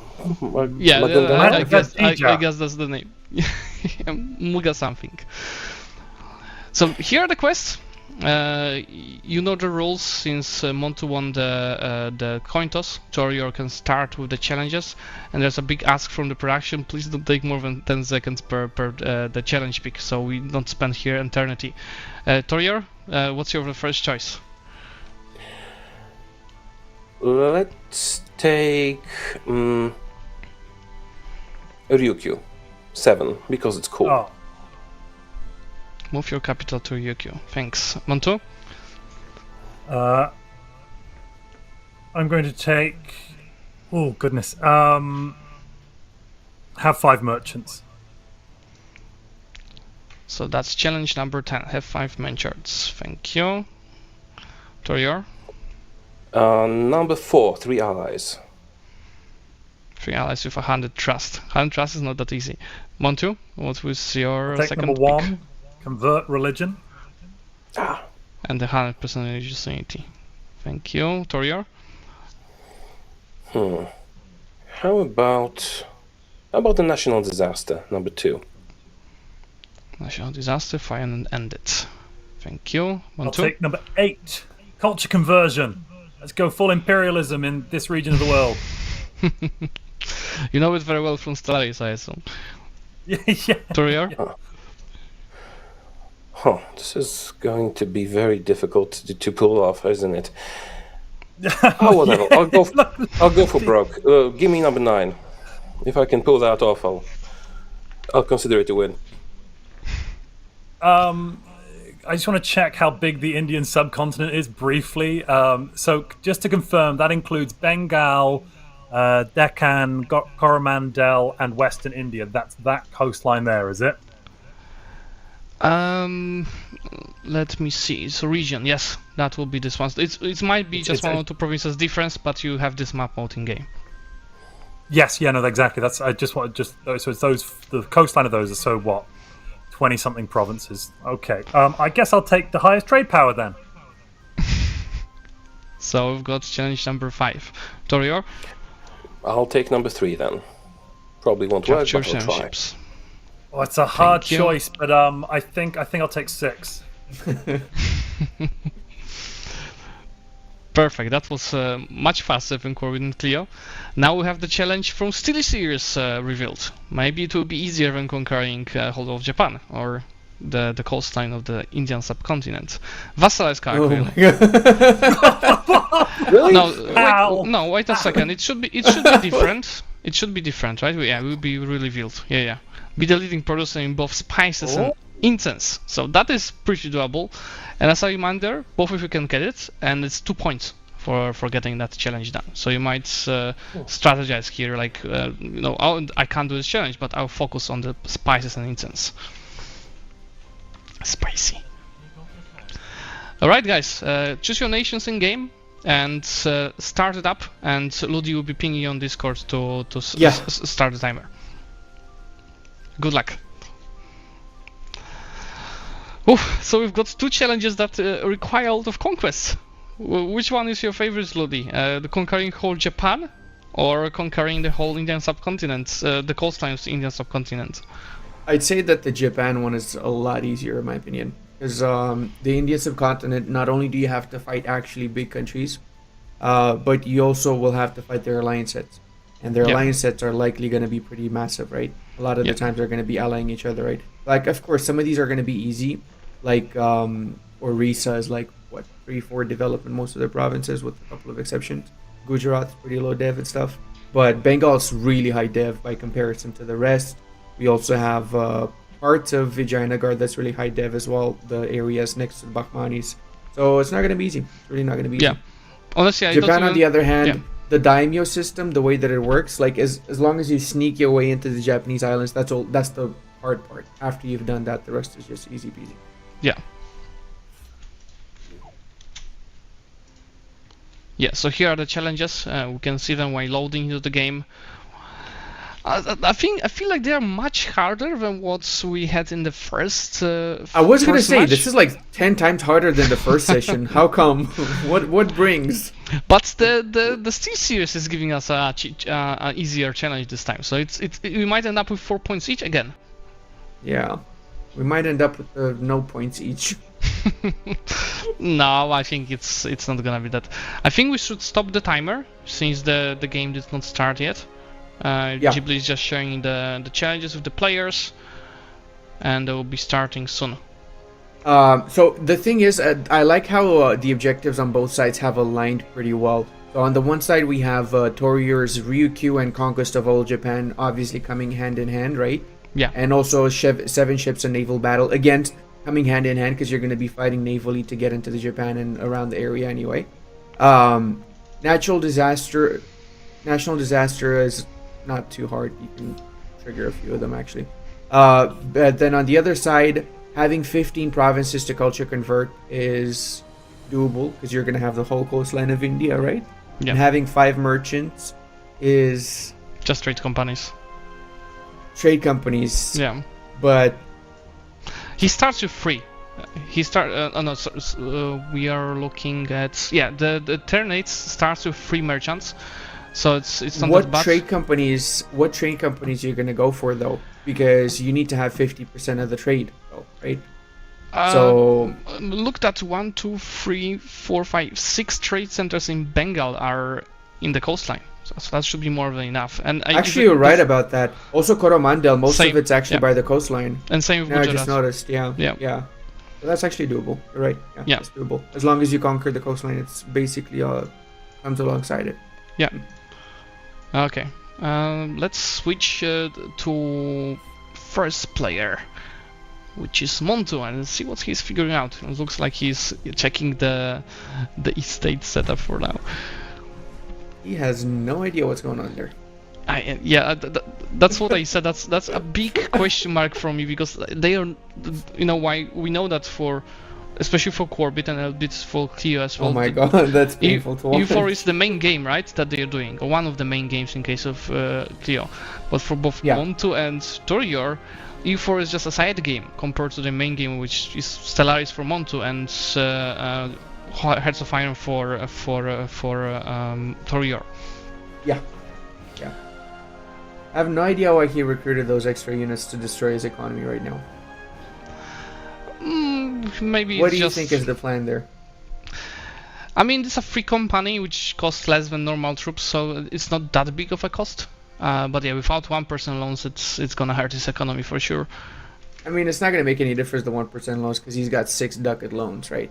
So until he grows his economy a little bit, I wouldn't even bother to take the 1% loans personally, because you lose the one mercantilism anyway, and it's pretty much no point, right? Because you're gonna pay all of these loans as soon as you grow your economy, right? Yeah.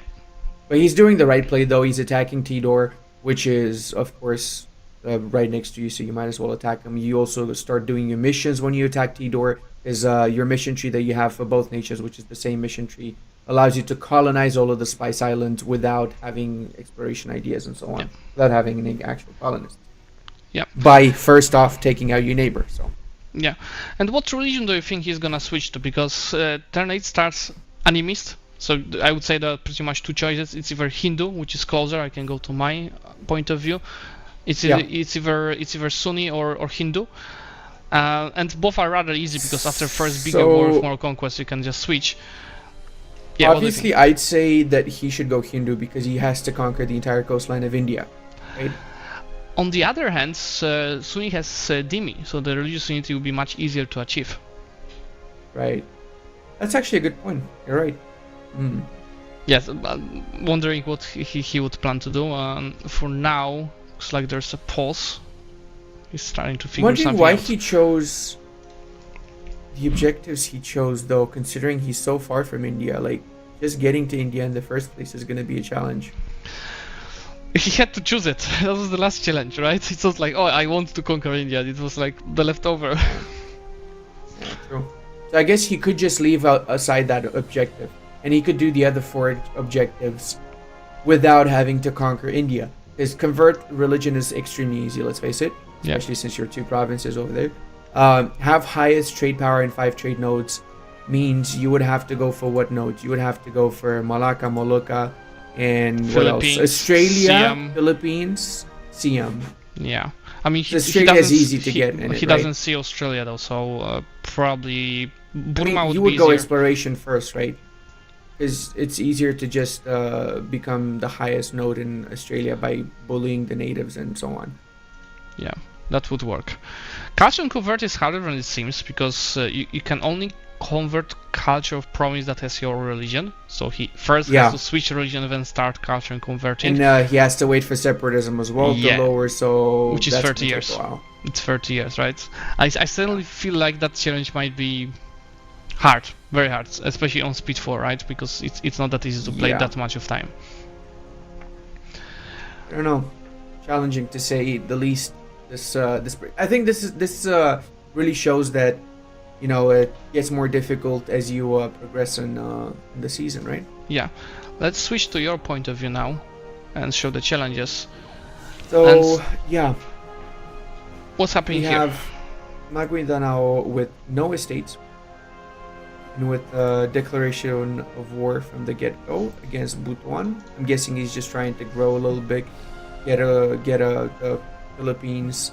He can go into the north, and then he still has to know CB Ryukyu to reach the Japanese islands. You also have to remember that Ryukyu is a tributary of Ming. Yeah. So you would have to fight the biggest, baddest nation in your neighborhood just to no CB Ryukyu. Yeah, or somehow get to become their tributary. Yeah. You could also try and become their tributary. Maybe it's doable if he gets closer a little bit more. Yeah. He improves relations. Yeah. Do you think if you can also be Ming and just unconditionally surrender to them, they don't have a coring range, so would they try to make you a tributary? They have a vital interest. Ming has a vital interest in Nai, bro. Interesting. Yeah. So they might want to conquer you. Yeah. Yeah, they might. Yeah. Okay.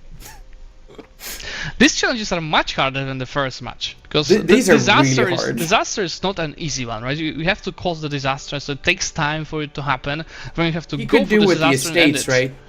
But the estate loads forever. It loads for like 20 or 30 years. So that's True. the worst one to do because you don't have enough time. 7 He ships doesn't have any other yeah. disasters though right now because he's basically a very vanilla nation with not much of a flavor in this particular area for the time being. Not even a peasants' war. Is it an European No. thing? No, it's- What the hell? Yeah, I mean, he's gonna. Oh, okay. So check this out. That's smart. So he's gonna likely take the provinces from Tondo, right?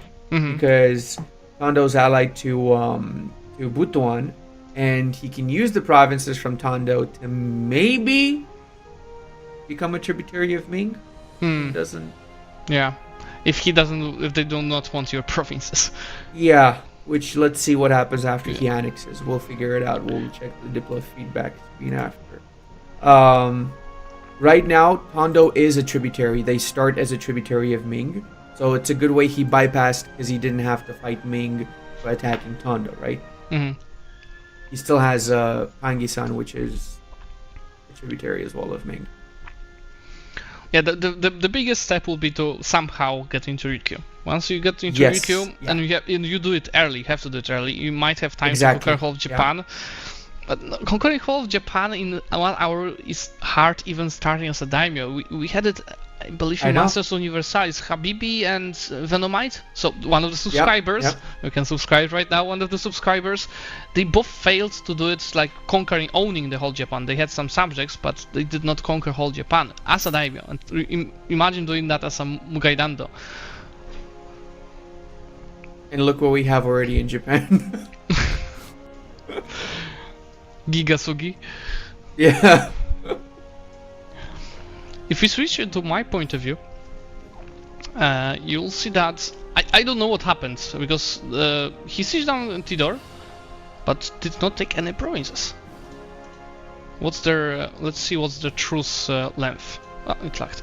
The truce is 7 years, so he did take something, but we don't know what. Let's maybe call him. Let's see. He's Yeah. player no one. Good idea. Hey Montu, can you hear us? Hello? Hello? Hello? Hello? I don't think he can hear us. Maybe he muted. I guess we... 1, 2. 1, 2. Maybe ping him on Discord. He might just have his headphones muted for the game. Yeah.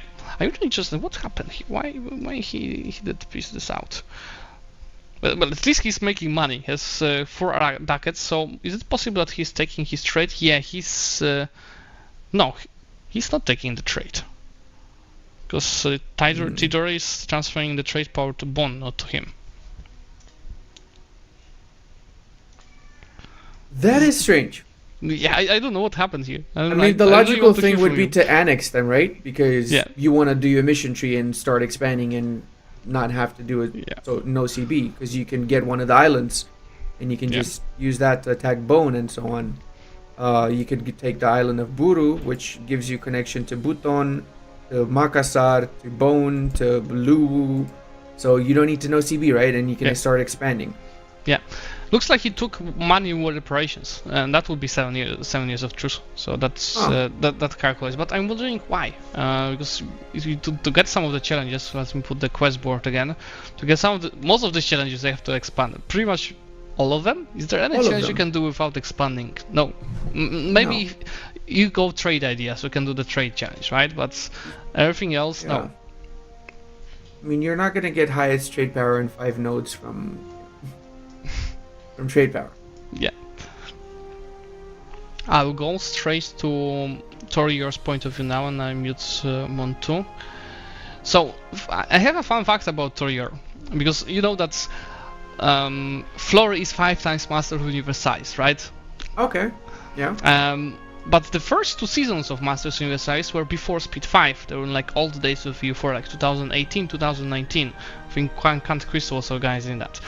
And in the in the ParadoxCon 2019 in Berlin, there was a second season of the Masters Universalis organized. So how it works is that I can, yeah. there are many. Hello? Does Monto hear us now? Let's see. Monto, can Hello? you hear us? I can. Somebody was talking to me. Somebody said, "Can you hear me?" And I said yes. Yes. And then We you, wanted to you check. appeared. Yeah, we wanted to check with you quickly. What happened in the war with Tidora? Did you just take money with reparations So, or something else?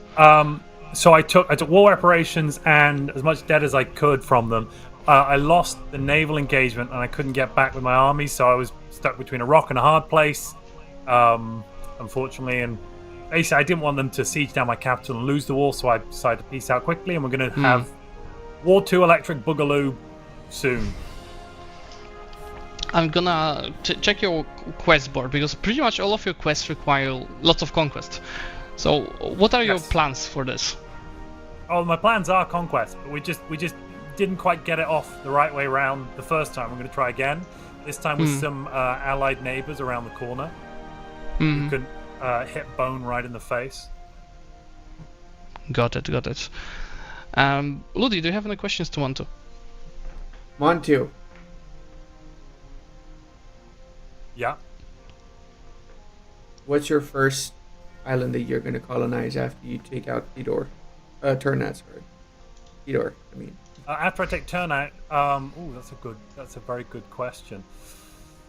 I'm probably going to go over and grab something on the southern tip of Borneo because I do want to attempt to work my way across into some of the nice, juicy stuff over west. But how are you planning to get there?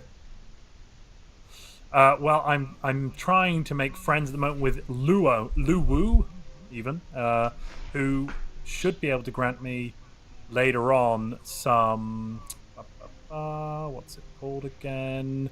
Fleet basing is my I mean, they currently will give it anyway, but I want to wait till they're my ally.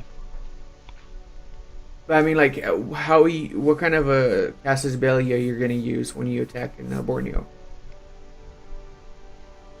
Oh right, so well, I'm either thinking about getting up to highest ability and just taking no Casus Belli -2 stab hit, or I'm hopefully going to be able to grab Bone again, and then once I've got Bone, I might move over to Sopeng, Makassar, that kind of region, which gives me access to the Java Sea, and then I could start possibly using some covert spy networks, build up a spy network in what are these folks called? Banja. They are called Banja, yeah. Okay. That's just very want more galleys, ambitious. though, basically. Well, yeah, I just want more galleys, though. It's a hopeful plan, but we're full of hope over here in the tiny nation of Turnate. Sounds good. What's the motto of the nation of Turnate? You guys have a motto yet? We do. Somebody wrote it down and then we forgot. We only realized afterwards we couldn't read. But it is a great motto. I'm telling you, it's the best motto anyone's ever heard, and you'll be very excited to read it as soon as we discover that reading a little later. Monto, I'll let you sleep with it, and we'll come back to you later in the game to ask about this again. All right, please do. Hopefully, it's going better. Good luck. Thanks. It will. Thank you. Okay, I hope that he's muted. Montu, can you hear us? No, I think he's muted. Good. I'll come back to my thoughts, Ludi. Let's go back to observing Torior. So when I left, the thought was that there was ParadoxCon 2019, there was Masters Universalis Part 2, and the concept about this, I'll also show us so people see us. So concept about this, we see your screen, Ludi, in the meantime. Concept of this was that there was many computers in the stations and everyone could sit for 1 hour and try doing the challenge. The challenge was like get as much money as possible as an OPM, so like Lübeck, Hamburg, Ragusa, etc. And the best 2 players from that day could face Torior, who was invited there, and Flurry War in the semi-finals, and then possibly in the finals. So Torior back then was actually a very experienced and good EU4 player. It was still he was already playing Hoi for a bit, but he was still a very good and experienced EU4 player, and he was invited to actual Masters Universalis, and he was a runner-up because he got to the final and lost to Flurry over there. So that also shows that we cannot underestimate Torior, because he was Very a great true, EU4 very player. Just he lost some of the experience because he moved more towards Hoi 4. I understand that. That makes a lot of sense. Yeah. Was this before the estates were implemented, or when was this? So that was actually pre-Emperor. So the estates changes. That's why I explained a lot. Pre-Emperor. Pre-Emperor. The estates were around though. But the estates were completely work in the. I know. Yeah. Before they got reorganized. I know. Yeah. Okay, fair enough. We still had the old massive chunk of manpower and everything. I love those. Yeah, and Ludi, I those still were have good. Monopoly. I remember you were a fan of Monopolies. You're not anymore, Hey, but you were. nothing wrong with monopolies. What are you talking about, okay? If you're not expanding in that particular trade good in the next 10 years, it's free money, okay? Yes, Monopolies are good. We established that. Exactly. Glad you agree. So, can you walk us through the call quest that Torior did so far? So right now he's basically trying to unify the Philippines. I'm guessing he's trying to build up his economy so he has something to work with, because you don't really have much when you have 3.3 total income. Yeah. I'm assuming after he unifies the Philippines, he might be pushing for that Ryukyu War. He might either get the tributary, or he might just wait until the Ming is collapsing or not joining for some reason, right? Yeah. That could be one of the cases as well. Or you might just know CB somewhere in Japan and pray. I mean, no CB in Japan, as that small nation, is probably close to impossible, right? Because you end up fighting with almost everyone, except he doesn't like. Here's the question, though. 15 years and then soil. Does it have to be conquest all of Japan, or does it have to be subject all of Japan? Is that an option as well? The challenge is saying, where is that? Control all of Japan region. So control means that you can do it through subjects. So Okay, so that changes things then. you could switch religion and then become a shogun. Yeah, that would work. Yeah. You could attack Ashikaga and you get everything in one war. Yeah, Yeah, that could changes a work. lot actually. Yeah, that makes That it changes much a easier. lot, yeah. The question is, does Torior know that? Does he know? Does the streamer Let's know? ask him. Can we ask him? But I don't think we should do tips, right? We can ask him True. what's his plan, We but can let's- ask. We're not gonna say anything. No tips, right? Okay, let's Yeah. go to his point of view first, so everybody sees what he's doing. I'll show the quests, and let's call Torior. Hey. Torior, hello there. Hey, I kinda messed up, and now I'm in a bit of a pickle. I'm considering a restart, but I might still pull this off. We'll see. Yeah, I mean it's 20 minutes in, so it might be hard to restart. We actually came here to ask like how it's going and what's the plan for the next couple of years. Well, the plan was to consolidate my power base over here and get some more development and a better economy. Now I'm building some galleys, but so I want to get on the islands. And once I have the islands, the plan was to maybe become a tributary of Ming and get Ryukyu, and then try and move to Japan from there. But I am encountering some trouble. Mm-hmm. And are you already going into the alliances mission? Do the allies multiple nations? Not yet. I wanted to get the territory here first. Got it. Last question: how do you plan to control over Japan? It was. I didn't really expect this one to work, but the plan was to become a daimyo and then get the shogunate, maybe. Mm-hmm. Okay. Yeah, that could work. I'm not gonna give you tips, but that could work, or something close to this. Lodi, do you have any extra questions? Are you trying to follow the mission tree, or are you just trying to? Okay, so the thing is, I never ever play in this area, so I'm not sufficiently familiar with all the missions and all that, so I'm just improvising as fast as I can, and hopefully that will be sufficient. That's what the draft is about. The improvising. Yeah. Yeah, I was expecting something like Dev Ulm or whatever. It might be there. Pretty easy for missions challenge. around though. Clearly, I got something different. Oh, I should be checking all the naval battles for captured ships. One ship. Not enough. All right, Torior. Yeah. Best Do you of have a luck. question, Lee? No. Okay. No. Okay. Best of luck, Torior. We might call you later to check how it's happening. In the meantime, good luck. Yeah, I'll probably have the least points today, but we'll see. Hopefully not. We'll see that. Bye. Okay, I turned him off. So there's a really good question in the chat, Lily. More Yeah, like a go ahead. point that we should specify what own and control means. The players know that. It's in their guidelines that they received. And for you guys, to be exact, own means that you have that, like you're a Ternat and you have that in your hands. It's your nation that is owning that province. While control is either you or your subject that is not a tributary. That's just a simple difference between these two. Yeah. Can we switch over to my perspective for a second here? So here's one thing I don't understand. I'm guessing it's simply because Torier is not familiar with the mission tree for this area, right? So you can actually get all of these uncolonized provinces for free. Mhm. You just need to have 2 regiments in each of the provinces. That's it. So for example, this one here, you have 2 regiments in these 3 provinces each, so 6 regiments, and you get corps, and the province is ceded instantly. Nice. Uh, Can you show that mission? It doubles your economy essentially. Yeah, the requirements. And And you- the you- requirements.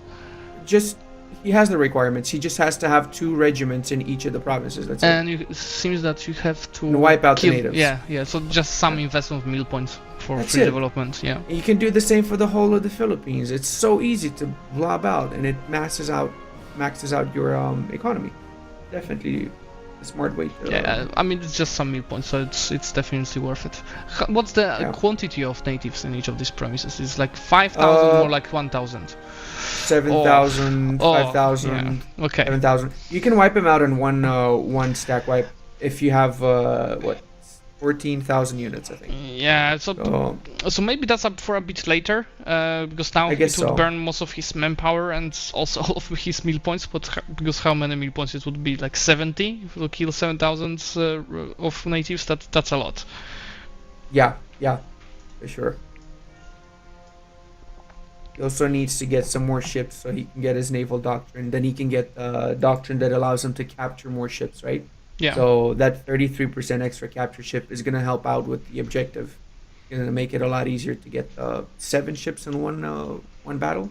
Yeah. Yeah, that's going to be a good one. There you go. So he's got the conquest of Visayas, which means he can do colonization of the center afterwards. Provinces of Samar and Leyte, the same style. So after he does these few conquest wars, he's got one more, I guess, to go here. Then he can just wipe out the natives, get those provinces. Then he can get up to 100 development. Then he can build up his power base and no CP the Ryukyuans. Yeah. He's still got this. I think he's still on the right track. I do think that he can get at least 2 of the objectives. Let's see then. Which challenges do you think he's gonna take? I think the 7 ships in one naval battle he definitely can, and 3 allies with 100 trust. But I don't know if he's gunning for that because he's got only 2 allies and he's not currying favors. That's you my want to worry. be currying favors from the beginning because it's going to be expensive. Now, one thing that will make a difference: you passively get more favors the bigger you are, the more powerful you are compared to your ally, right? So him getting all of the Philippines is going to give him favors faster, which he can turn into trust. Yeah. Via the interaction, but he still should be currying favors continuously. Yeah. Instead of getting the spy network. It's gonna be tough because because of the topic that we talked about, that Torio played a lot pre-Emperor and the favors were added in Leviathan. So the patch later, I'm very worried that he might not be aware of that, and that's gonna be very hard to get this 100 trust. I honestly doubt it's gonna be done because he would need to be carrying favors already, and he only has 2 diplomats. Yeah. Let's see how many he's managed to get so far with Sulu, his ally.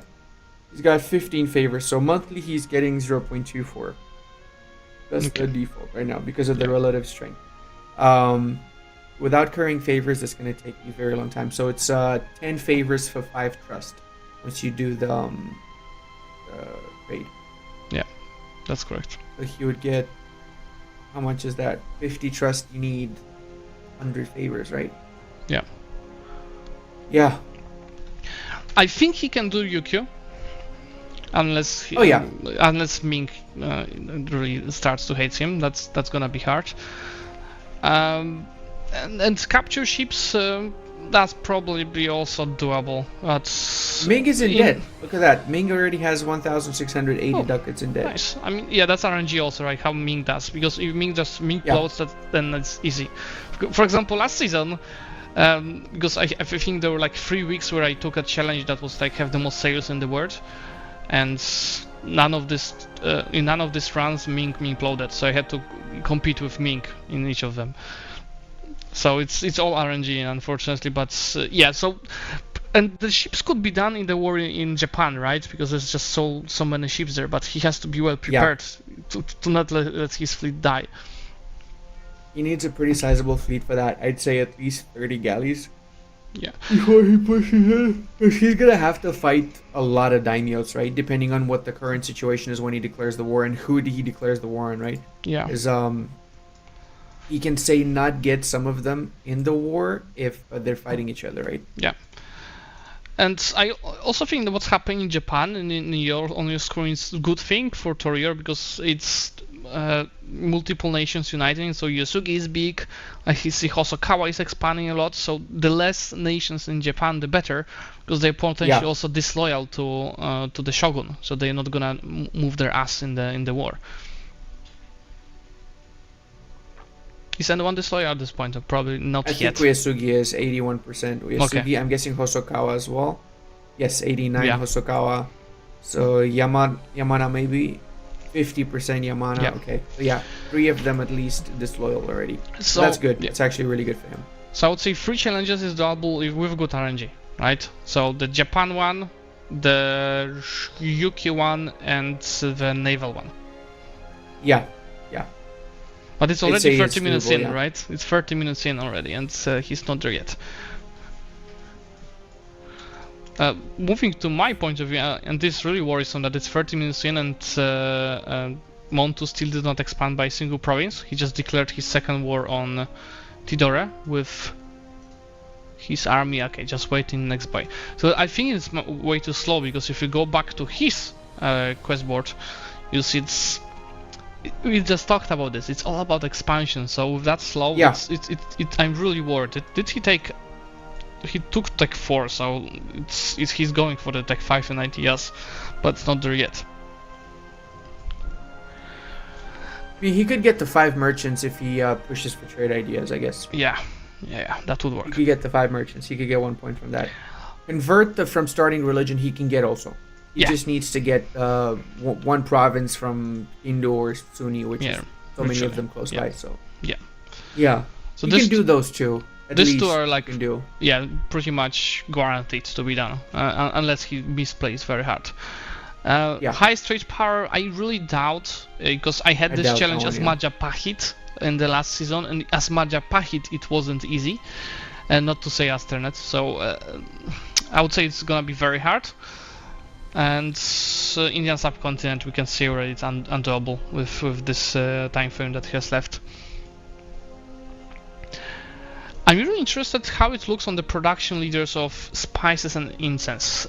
How much do you really need to get? So it's gonna be in trades, strategic goods, and there's no search button. So it's maybe just do this and find spice. It's gonna be at the end. So Spice's production leader has 11%, that's VJ. Wow.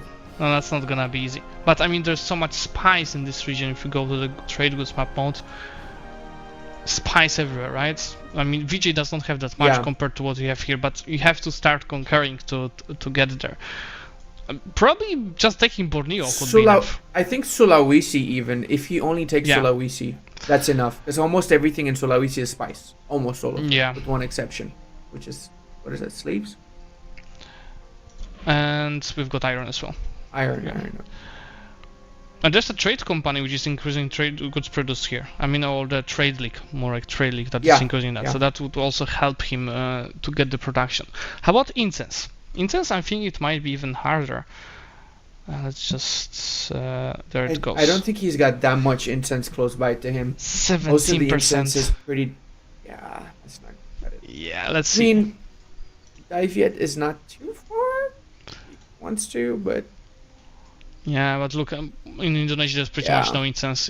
I mean, if he crushes the Viet, it's if doable, he but gets it's, lucky, he could also get incense in the colonies that he's gonna get from his mission tree. Though, to be Yeah. fair. yeah, but I mean, And so what would work here is again becoming same as story or our tributary state of Ming, or Ming just to Ming plot, and then win a war with Diviet, because Diviet itself, it has no allies and it has 15,000 troops, so it would be doable, but again I honestly doubt that it's gonna be done. yeah, not gonna be easy, that's for sure. It's very RNG dependent, and I don't think he's even gonna be able to get all the way there without an OCB, having to fight quite a sizable coalition. What allies does Diviet have? No allies, just Ming as No allies. yeah, Okay. Well, what army is it though? 15,000, but he can get up to 22. Uh-huh. Not easy, but Yeah, that's doable. not bad. Not bad. That's doable. Yeah, 15 to 22. That's actually doable. Yeah. How is the war going for him? Did he finish it? He just got a comet. Okay. And That he's works. trying to invade Bone. So that would be some provinces with spies over there. Right. If we switch over on Taro your side for a second here, Your point of view or his? both is okay. So let's Actually, go to his we could point. go to his point of Yeah, view. we got his point of view now. I think he's trying to assess a war on Ryukyu. Uh-huh. It's happening! Oh, is it happening? It now? is happening! There we go. There we go. So what he's probably counting on is to get a sneaky inside so you can Yeah. get a 100% war score after The a few passive years. war score, yeah. Yeah. Exactly, after 5 years if you hold the capital, right? Yeah.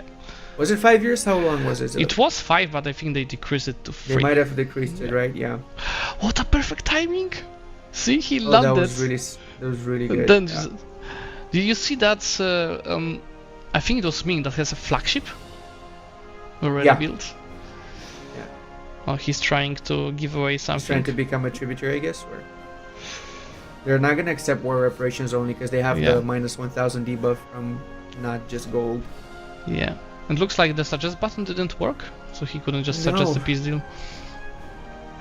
I think that's a good play. I think you had to be a bit lucky to have enough time to land, but he had enough time to Now land. he needs to pray that he doesn't get Ming landing on Yeah. his trip. Yeah. What is Ming's mandate? 45. How many transports does Ming have though?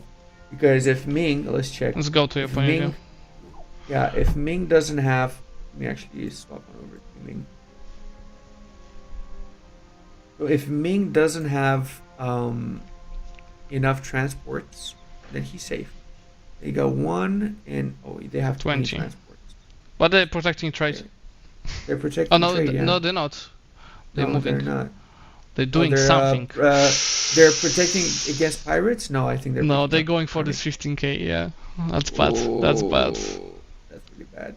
But he has 42%. Oh, 42%. Let's go. Oh, Maybe he's gonna get it. No, Oh, he no. didn't.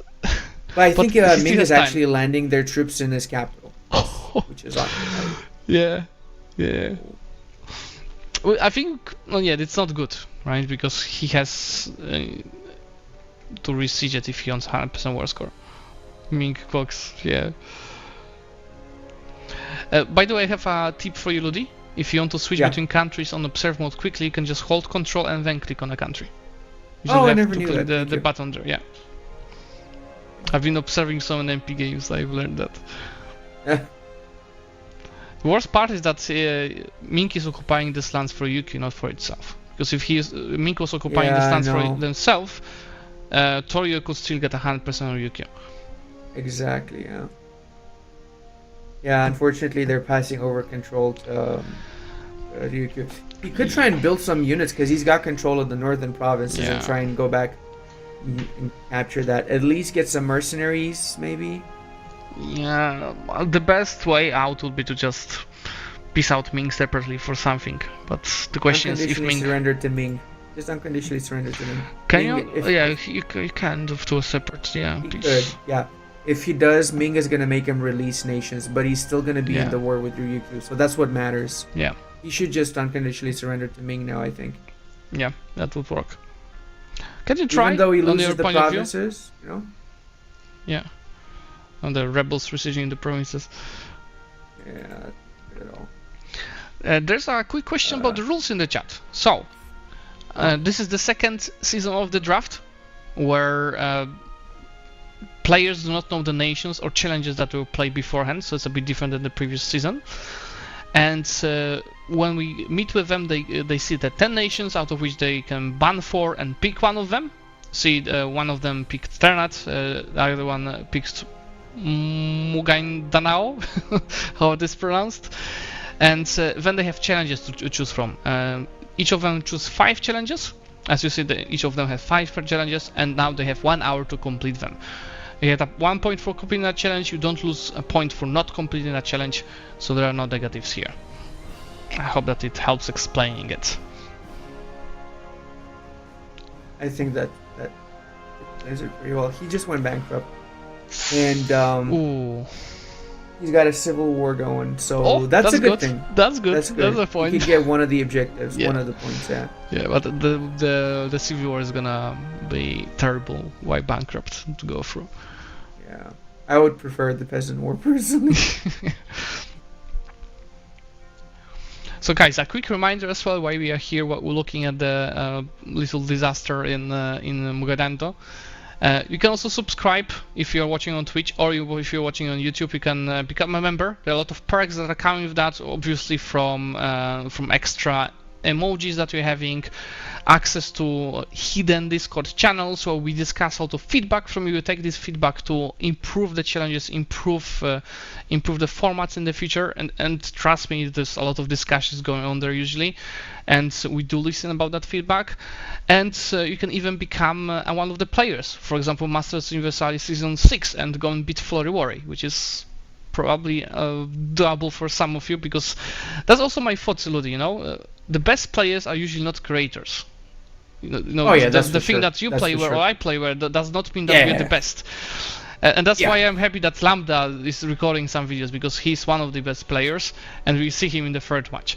And that was my point. If you're a subscriber, you could also join us in the future. So that is a really good perk, because we've got a couple of players joining like that already, right? It was Seru and Cox in the last season of Masters Universalis. There was Venomite 2 seasons ago. So there's a huge chance that you can come and play the next season.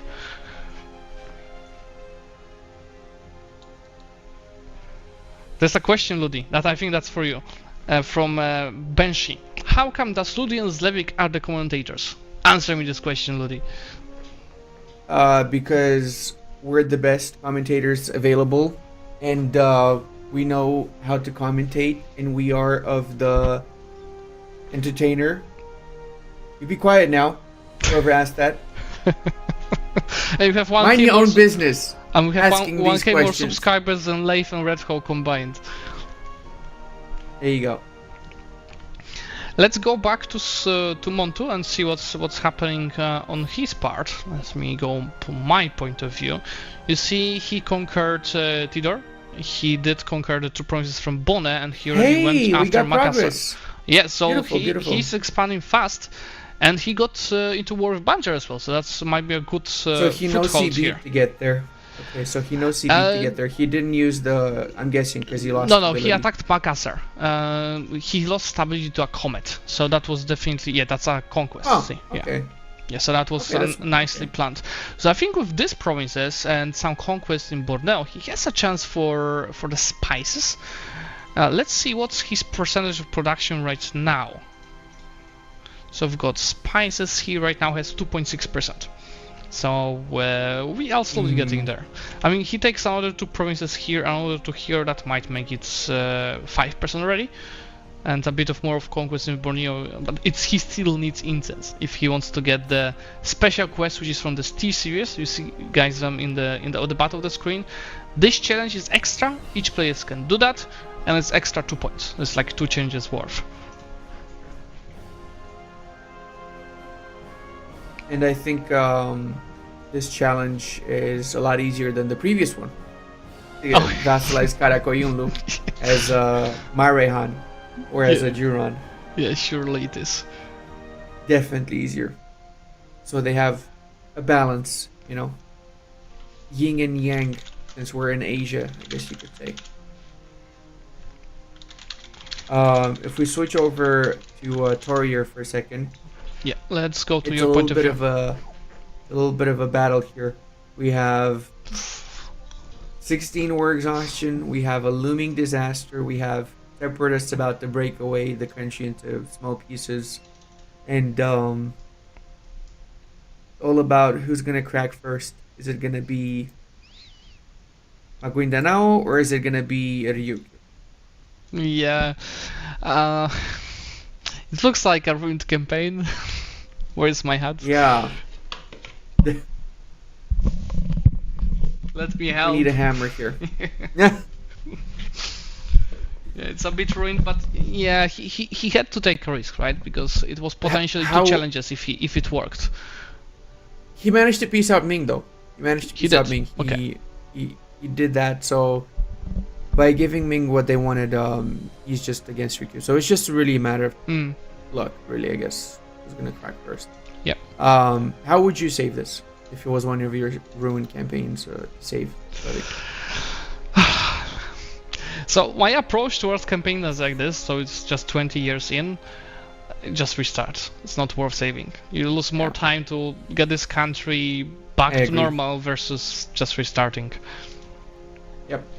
But in his case, he has to play. So right now, at least rebels are helping to besiege provinces from Ryukyu. So that's something. But yeah, it's tough. By the way, if you go to the quest board, you see that we just discussed that with our lovely GM Jam.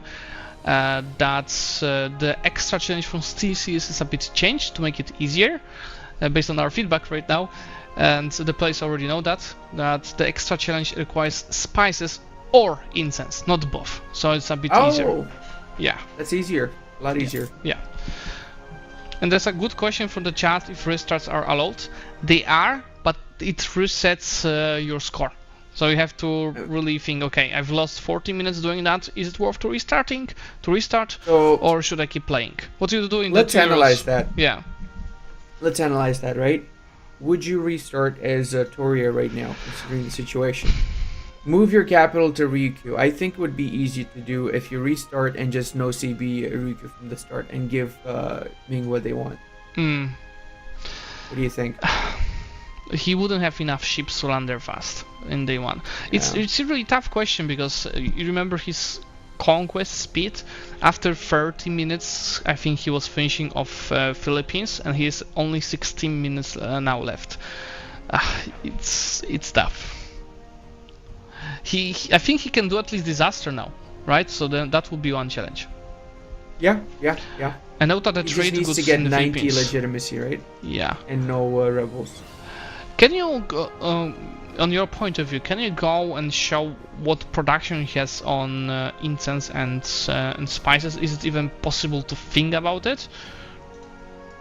I think provinces occupied by rebels might be lying to us about the score, but it's worth checking. Pretty good even right there. 1 second. He managed to get Ryukyu. That's good.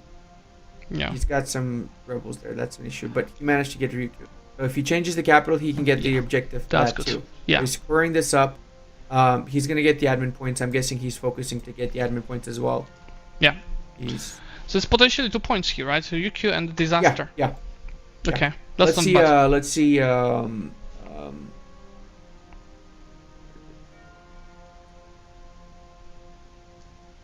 So incense, right? Incense or spice. I think spice might be easier for him. Ming is production leader for incense and spice. Vijayanagar. 1.5. He has 11.2. Oof. But I think the occupied provinces might not count, so it might have a bit more percentage. In fact, Yeah, actually, what does he have in the occupied provinces? He has any spices? No. yeah, No, he does. the He north does and in the Tondo. and he has 3 in the south as well. But those are not occupied, right? Oh, Okay, no, the they're one occupied. is okay. No, they're not not yet, not yet. Yeah. Okay. Yeah. So he would need to get a few more spice provinces. Right now, the difference is 11.3, 0.6. Where could we? He could try and go for the Brunei provinces. One war with Brunei gives him 4 provinces for spices. Yeah, I think he has bigger problems now. I think just getting the 2 points is a big deal for him, though. Just Yeah. getting the capital Yeah. over in Ryukyu is more than enough, in my opinion. Yeah. It's more feasible, more realistic, let's say. Yeah. I agree. Getting rid of the disaster. Ludi, I know you're a true Slav, even though you try to cover it by living in Japan and finding a Japanese waifu. But there's a question for you from Ohoshishit. No, not from him, sorry. From Benshi, the same guy that was asking why you're casting. What is the airspeed velocity of an unlanded swallow? Depends. We're talking African or European swallow here, huh? Now off with you. Get him off the bridge. By the way, while you're looking at the speed story, you just got the second challenge done. His first challenge done, which is the going out of disaster. Let's switch on over to. Oh, actually, no. Wait, no. He did it. Yeah, Wow. he has the first challenge and second one on the way because he's coring in the Ryukyu right now. Right. Okay. How many minutes? 12 minutes. Yeah, he can get. Yeah, let's go back to my point of view because we're not looking at Montu, but since the last time we were looking at him, nothing changed. He's still at the same war. And looking at the quest board, and the fact that we have 12 minutes left, how do we stand with his technology? He's not having Tech 5, so I don't think he has enough time to filtrate ideas. So I don't think that... I think he can get 1 point at least, though.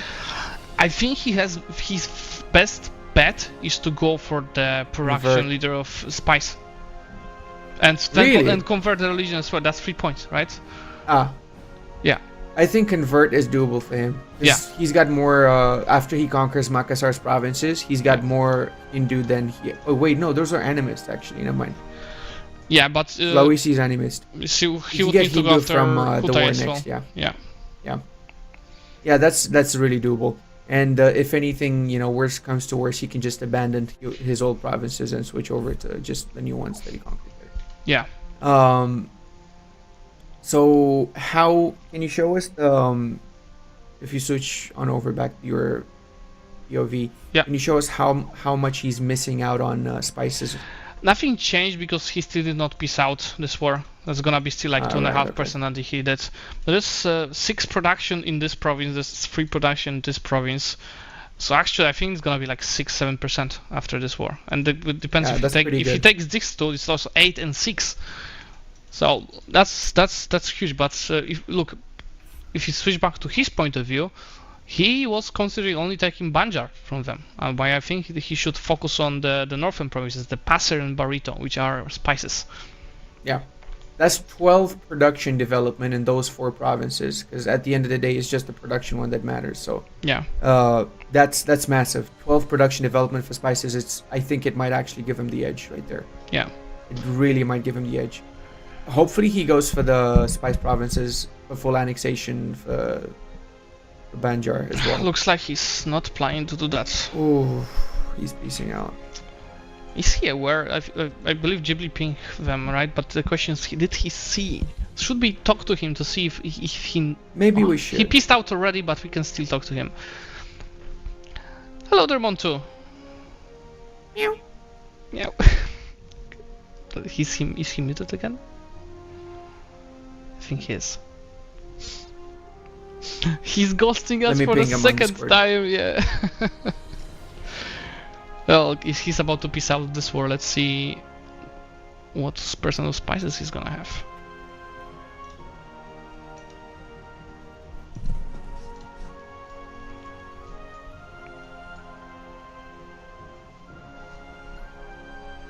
I'll unmute ourselves from Montu Okay. for now. Hi. Oh, okay. Hi. Hello there. Did you see the change to the SteelSeries quest that Ghibli pinged on the Discord? Did I see the change to the? No, I didn't. So there's a change to the special quest. Right now it's required because Ghibli decided to make it a bit easier for you in Torior. So now instead of both Okay. incense and spices, you only need to have spices. So it might be still Okay. doable for you. I'm just gonna leave it there. Yeah. All So- right. No, fair enough. All right. I'm currently just trying to force the Hindus to revolt. Is the current plan at the moment, and then we can try and get. There's not very much time left. We can try and get the religious thing to fire. Yeah. Okay. Good luck. You have 9 more minutes left. Yes. We'll keep going. Yeah. Thanks. You got this. So let's see. He has, if you switch to my point of view, has 5% of production. Why not taking this province with 3 production, this province with 2 production, and this province with 2 production? So he could possibly really, with these 3 provinces, he could probably have already. Where is that? He already could have 8%. And then one more. So that's too bad that he is muted everything, right? If he wasn't muted, he would know that about the change. But I That would think have been a massive difference right there. That would have gotten him the point, I think, actually, because he could have just devved up those provinces because he's got the diplo points, so he could have gotten the point 100%. He got that point, and he would have gotten the conversion. He would have been ahead. Yeah. Actually. Yeah, and he plans to do the conversion for rebels, and I would say already it's not doable in 8 minutes. No. Especially no. that he's in 4 different I islands. would core up Banjar, release the rest, give it back, or just whatever. Yeah. So that's your only way. Yeah, Right there. I mean, if you took all of the provinces from Banjar on 4 of them, that would be much easier. Yeah, definitely. So ideally, the process would be you take the production first, so you get 2 points, then you release a bunch of vassals, give them land, and switch to Hindu. That's 3 points in total. Yep, pretty much. How is Torior doing? Did he move his capital? I'll switch to your point of view now. Warrior, he has not yet. Oh no, he has just now. He did. What a perfect timing. So we got the Perfect second timing, yeah. point for Perfect timing. Torior. Yeah. So we have one more point now for Torier. Let me note that in. And we've got a point for Montu as well. Look. So he got the event conversion of Tornado. Was it a decision? It could be. I think. I think Right. Animis Yeah. have a You decision. do get. Yeah. Yeah. So he lost 4 stability. This is But fine. he needs 100% unity though. That's the problem. I think He's he not can gonna get the unity. He can just sell his province as a gift to vassal, release vassal. So Animis is a heathen for him, right? He has only -1 tolerance. So technically, if he goes to merchant guilds and he takes a privilege that gives 2 tolerance of heretics and heavens, he has higher religious unity. But then don't remember, not sure. That wouldn't be for 100%, right? That would be like something close. Is there a privilege for religious unity? Chat, help me. No, not for him. Not the estates. Yeah. So If he went Sunni, he would have had it, but this way he doesn't. So easiest way would be to give away the provinces. You would have had it from the Dhimmis, right? You do get the Dhimmis. Yeah, If you but go he's Sunni and, Hindu. Yeah, he decided to go Hindu. If he went Sunni, it would be much easier with Dhimmi. Would have been a lot. Yeah, Venomite Because is. Yeah, sorry. there were. I think there's a privilege that the provinces don't count towards your religious unity, if I'm not mistaken. Yeah, the Right, Dhimmi, the the Dhimmis. Dhimmi has that. Yeah, the guaranteed Dhimmi autonomy. Guarantee it. Yeah. Venomite in the chat is saying that it's for Muslims and Christians, the religious unity privilege. By the way, Venomite is a fellow subscriber of Speed 5 that actually joined as a player in 2 seasons ago of Masters Universalis. It's one of the 2 players that beat Flory in 1 match. Oh, there you go. Second one being me in the final. but only once. You've beat Flory a couple of times, haven't you? I mean, in Masters only once in the I final. mean, like overall in the draft as well. Yeah, in the draft, but it was like also like just special, and he wasn't prepared. I mean, I can beat Flory all day in MP, but in single player he's just better. Yeah, it's a different beast altogether, to be fair. Yeah. Like 2 different games. Yeah. Okay, let's switch back to your point of view. Do you think Torier is gonna do any other challenge? No, he's got 4 minutes. He could.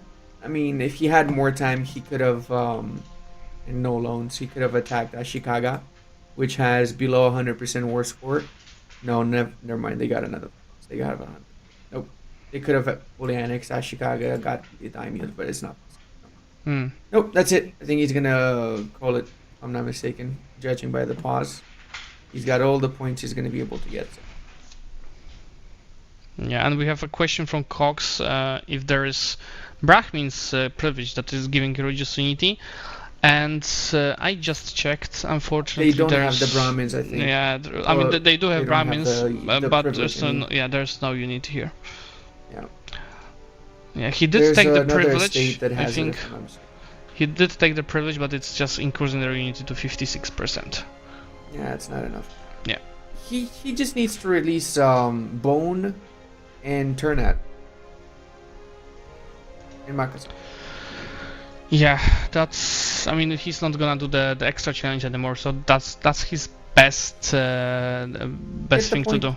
I mean, he did chorus, so moving the capital here, first stating moving the capital here, and then getting rid of all of the provinces would work. You would need to find a nation that wants his capital, though, right? I mean, and no, he just can release Tidor and give his give it extra. to them, that as would a work. vassal. Yeah, that would work to at least get 1 point. Yeah. Can you confirm with Torier in the chat that it's alright that he's calling it? He just pinged us. Yeah. Yeah. So he said he can talk. We can have a chat with him. We can ask him. Sure. So let's. So we have the 2 minutes. Unless I'll keep the. Oh, let's go to his point of view. It's gonna be the best. Maybe he wants to show something. Yeah. I will let you talk. 3, 2, 1. Hello. Not yet. 3, 2, 1. Go. Hello, Torier. Can you hear us? Hello. Meow. Polska górą. Skibidi boo, skibidi bay. Polska górą. No. No. You can ping him. You can try pinging him. I'm watching what Montu is doing in the meantime, so if anything happens, I'll let you know. Alrighty. Unmute, please. New hat, yes. We can at least watch his new hat. That's a different hat that he had before, right? It's becoming hat contest. Yeah, it is different. I'm being jealous. I have to bring more. Actually, it is.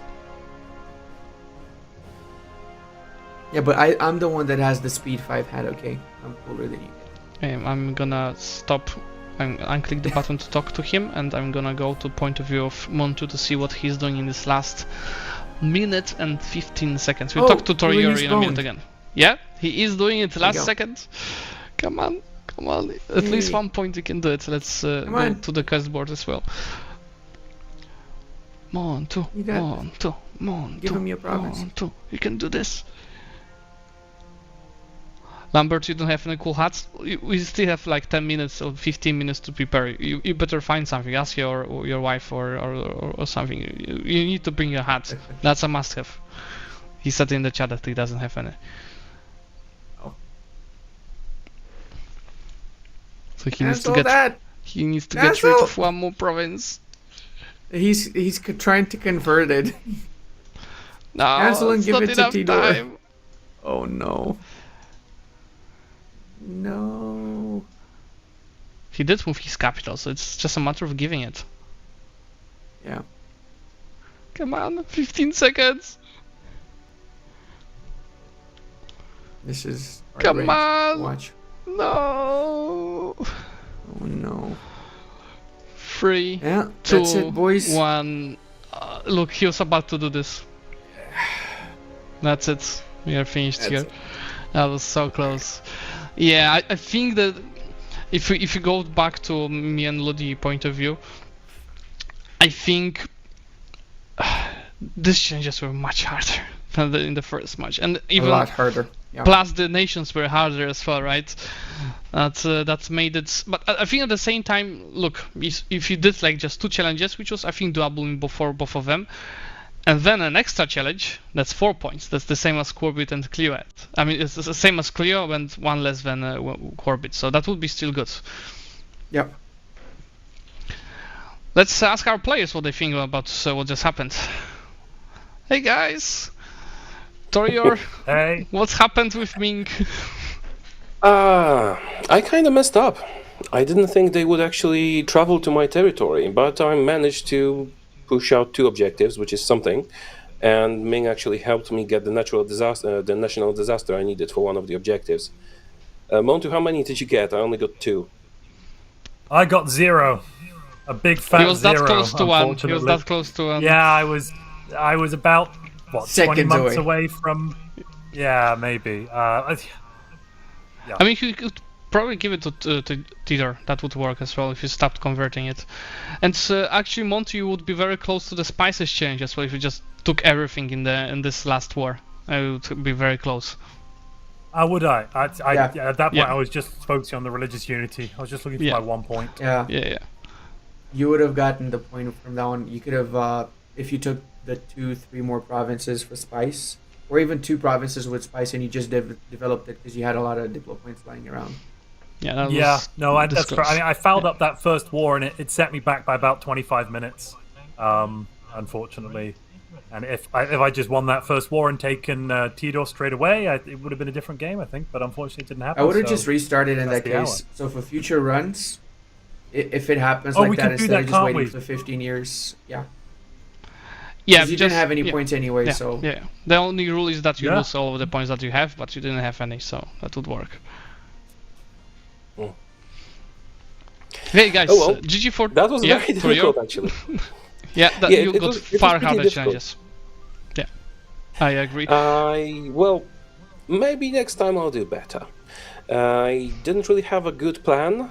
It was mostly improvisation. I thought I would make myself a tributary so I could attack Ryuki without a problem, but Ming didn't want to accept me. Haven't played in that part of the world for a long time, so yeah, probably should have expected that.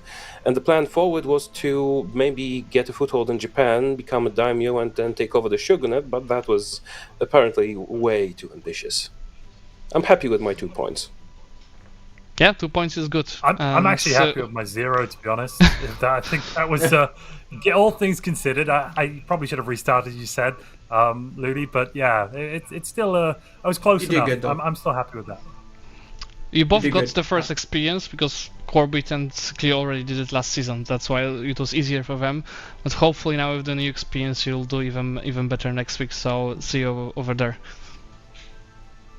Thanks, Montu. Thanks, Troyer. Thank-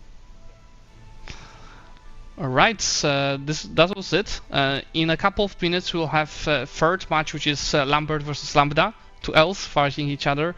But before that, we have a quick break, so me and Ludi can grab something to drink and you see a commercial.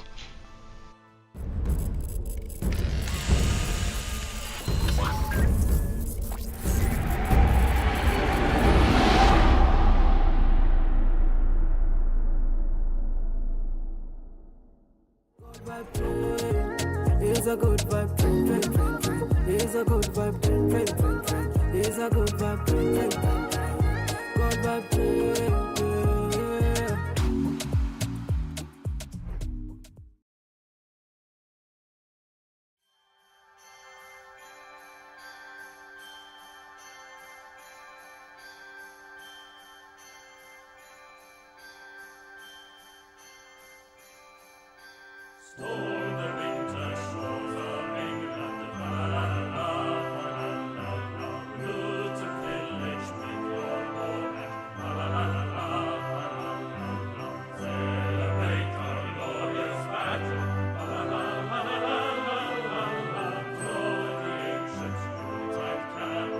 la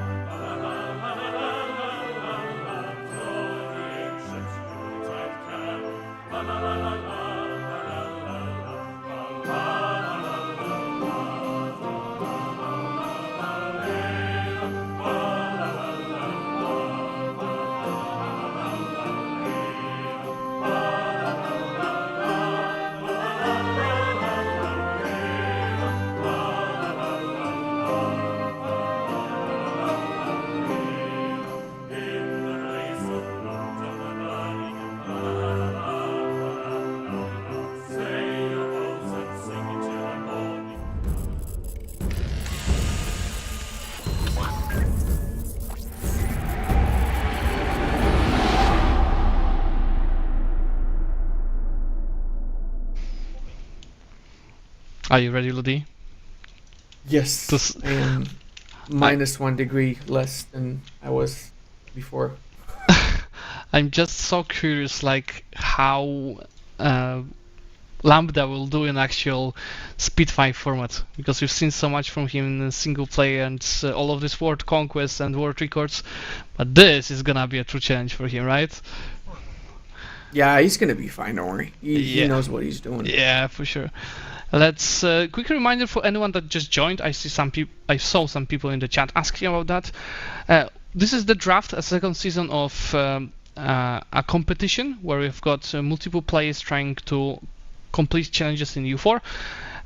This year's format is that each player does not know challenges and nations which they will play beforehand, so it's much harder than it was before. They'll be presented with 10 nations to choose from. They'll be able to ban 4 of them and then pick 1 each. And with the nations that they receive, they'll be picking challenges, 10 challenges total, 5 challenges per player. Much harder also than the last time, so it's much more sharing guns, and we've seen that in the first 2 matches so far. And now you see that's the quest board, the board of the leaderboard of the players. Corbett in the first match got 5 points and Cleo 4. In the second match that we just watched was Torier with 2 points and Montu with 0. Now we'll see how Lambda and Lambert will do, because that's the final match for today. Let's get straight to our players, Ludi. Yep. Lambda face reveal when. It's coming soon. Lambda, you love that you're gonna reveal your face, but when? Tell us. If I get 7 points, I will do it next week. Okay, I think that might happen. Lambert, I see that No. you've. Scary. Lambert, I see that you found a hat. Did you I borrow did. it from your My children? son. Yeah, no, it's my son's. It doesn't fit me, but it's on and it's held in place by my headphones, so I'm good. Yeah, and you know, Lambda, if you come back with a face reveal, you have to prepare a hat. That's a must-have. Mm-hmm. So let's maybe go straight to a review of the countries that we'll be playing. And Ludi in the I'm meantime can Torier. prepare his. Hi, Torier.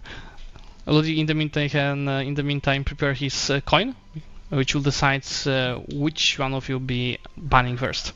1 yen or bamboo, guys? Which one you want to be? I'll be bamboo. It's 1 yen. All right, Lambda, Cool. you get to ban first. What would you ban out Right, of these I nations? will- We pretty much all HRE nations except Provence. Mm-hmm. I will ban 1. Yeah. Brunswick. Number 1 it is. And Lambert, I'll ban number 6, Switzerland. Switzerland it is. Lambda, I will ban 2. Hesse it is. And what's the 10, last one? Thuringia. Thuringia. All right. Lambda, what would be your pick then? Oh, We I all can pick know. now. Great. Yeah, I'll you pick banned 4 Provence. nations, now you pick, yeah. Provence it is. We just talked with Ludi before the We match. literally yeah. just said that you're gonna be picking Provence. Yeah, the Provence is probably Oh. the easiest. Seems like a very Lambert? flexible nation. I'm gonna go Landshut. Bavaria it is, number 3. No, nation is one thing, but what about the challenges? Because they might be completely unfitting for Provence, for example, or very fitting for Bavaria. Let's Yeah, like Let's go conquer to the all of challenges. India's coast. no, they are very well adjusted by Ghibli. So since Lambda was picking and banning first, Lambert, I will let you pick the challenge first now. I'll go number 4, control and develop Ulm. Nice. I think Torier was mentioning that challenge in the last match. Number 4. Lambda? I will do number 5. Have over 300 that without owning more than. Yep. Lambert? I'll go number 2, become an elector. Number 2 it is. Lambda? I think that's the wrong one. That is, yeah, we should get number 2, not number 3. That is, yeah, there it goes, thanks. Lambda, what will be your second challenge? I will stack whip the English. Nice. Number 9 it is. Lambert? Let's go.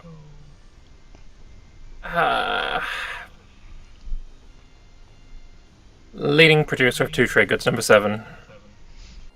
Number 7 it is. Lambda? Dismantle a cherry. Nice. Number 8. Lambert? I'm gonna go have 10k ducats, number 3. 10k ducats it is. Lambda? Well, France does not exist. Number 6. Nice, I was just waiting for you to pick it. Lambert? Number 10 on Dortmund and Ganja. I don't know if I'm gonna be able to do that though. That's gonna be a hard one. And the last one goes for Lambda, thing, a hard game Empire. Which is harder now that you can't just slacken, right? Yeah, seems quite difficult. Yeah. And we also have an extra quest that is gonna be counted for 2 points, which is coming from Steel Series. And Vassalize Karakoyunlu, guys. Vassalize England. That's gonna be revealed From in the 1 Roman second. Empire. On Rome. Balanced objective. Rome. So probably that's And this is direct that's ownership? yes. No. Yes, on means direct, yeah. That's probably the easiest of the 3 TCS challenges we have today. Yeah. Awesome. Okay, guys, thanks for all the picks. So you can start getting ready and starting the game in Parsec. And I wish you all luck. Alright, well, good luck, have fun, Lambert. And you too, mate. How do you feel, Lily, about that? This is gonna be fun to watch. That's actually really well chosen, the objectives -1, the one with Ganja. I mean, no way Bavaria is gonna get Ganja province. It's yeah. Yeah, I mean, you don't have to do all of them, right? Yeah. Especially But if some of them are doable though. Like compared to the second session, a lot of them are doable here on both sides. Yeah, and look, you can just do 3 challenges and then on Rome, and you have the same amount of points as Corby that did all of the challenges. So that's really nicely thought here. Owning Rome as Provence is going to be very easy though, because first off, you have the cores you're going to get on Naples, which is right next to Rome. So yeah. The only issue will be AE, because, I mean, at least his challenges to France do not exist, so it doesn't mean he has to own all of these provinces.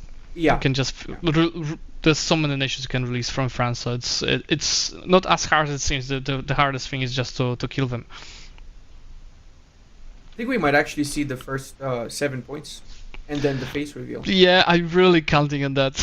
Because all of the challenges that Lambda took are doable. Like, I mean, a hand Kingdom Power, if he gets 300 development, which won't be that hard, then gets to his full manpower and starts exploiting that. How much development does Naples have, right? Because I'm assuming he's gonna gun for the course, right? I don't know. Like 100 something. 100-ish, yeah.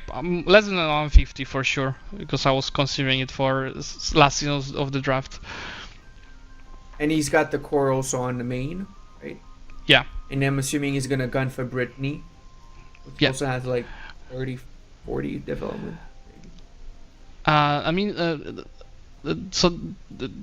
what would you do? You start with the alliance with France, so probably what you want to start with is attacking England, getting the wipe mission. English, yeah. Yeah, and getting then the cores in the north from the English. Yeah. Let the France bleed a bit, and then break the alliance and find just rivals of France to attack them. We start already? Yeah, we are starting now, Okay. and we see all the missions. Let's start with Lambert and his Landshut, which is, of course, probably a future Bavaria. First quest, become an elector, is absolutely doable, but as he's not an emperor, at least at the start, he needs to achieve two things to get that, right? He needs to get one of the electors killed, ideally not by him, but it could be his ally. He can get the electoral ship also from his mission tree as Bavaria. Remember that. Okay, that's would be good. Do you remember which one mission it was? Yeah, is the one after you get Palatina. You get a PU, Unite the Wittelsbach, I think, something like that. Okay. Not too hard to get, actually. Yeah. Yeah. That one, I think. Yeah, Or the one personal company shall decide whether the Palatinate sectorate should be transferred to Lancet. Yeah, that's doable. Yeah, that's really. See, that's really why you doable. have. That's actually really doable. That's why you have Ludi on this show to present his HRE runs challenge. You were doing so many HRE runs that you know that stuff. So this is absolutely doable. He just has to follow his mission tree and keep Austria happy. Yeah. They start with good relationships, so that should be doable. He can also vassalize an elector and usurp it, right? Yeah. That's also an Yeah, option if he really wants to. That's the second thing. I think the tanky ducats might be much harder.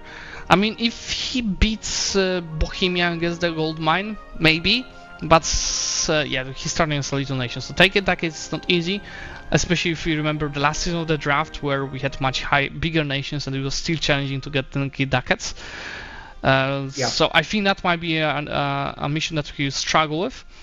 Ulm is alright. That's the worst part of Ulm is that it starts as a free city. So he got so lucky right there. He got the PU CBs already from the event on both. Yeah. He can enforce really quickly depending on the alliance sets. He can easily blob super fast now. Yeah. Look at that. That's literally it's free war right there. Yeah. Memmingen only. Yeah, you get in the first few years usually this event, and he's already at war, so that's really good. Within the first year, yeah. Yeah. So I think definitely Electro is doable, and Rome, so that will be 3 points, and the rest it depends how he plays, because Dortmund Ganja I would really doubt it's doable. I mean, unless you just focus only on that mission. Leading producer in Europe is also something really hard because Europe is very generic in case of the trade goods. It's not like you have all spices in one place, and it's in HRE, so you can't really expect that much to have a leading producer. So I'm really doubt about this as well. Ulm can be done, but it's a free city, so you probably have to separate piece them for this province to get that free city. What do you think, Ludi? How many points he might get here? I think he can also get 5 points, to be honest with you, man. Leading producer of 2 trade goods is not so hard, especially since you do have a lot of salt in Bavaria, right? So if you get the 4 provinces you have in Bavaria, plus the one in Ansbach, which technically is also Bavaria, and you dev that up a little bit, you got your leading producer of salt. And the second trade good could be either cloth, or I think wine. Glass is the best one because there's so little of it. Yeah, there's quite a bit of cloth. Wine also is not too bad, but he would have to develop wine though. Yeah. And he would have to expand in the Palanat a little bit more than. I think we might come to him in like 5-6 minutes and ask, okay, what 2 trade goods he wants to do. But for now, let's let him plan, and we'll jump to your point of view to see what Lambda is up to, and is he gonna get 7 points or not? Yeah, so he's gotten the alliance with most of the electors, which is making me think that he's going to try and gun for the dismantling the HRE first, right?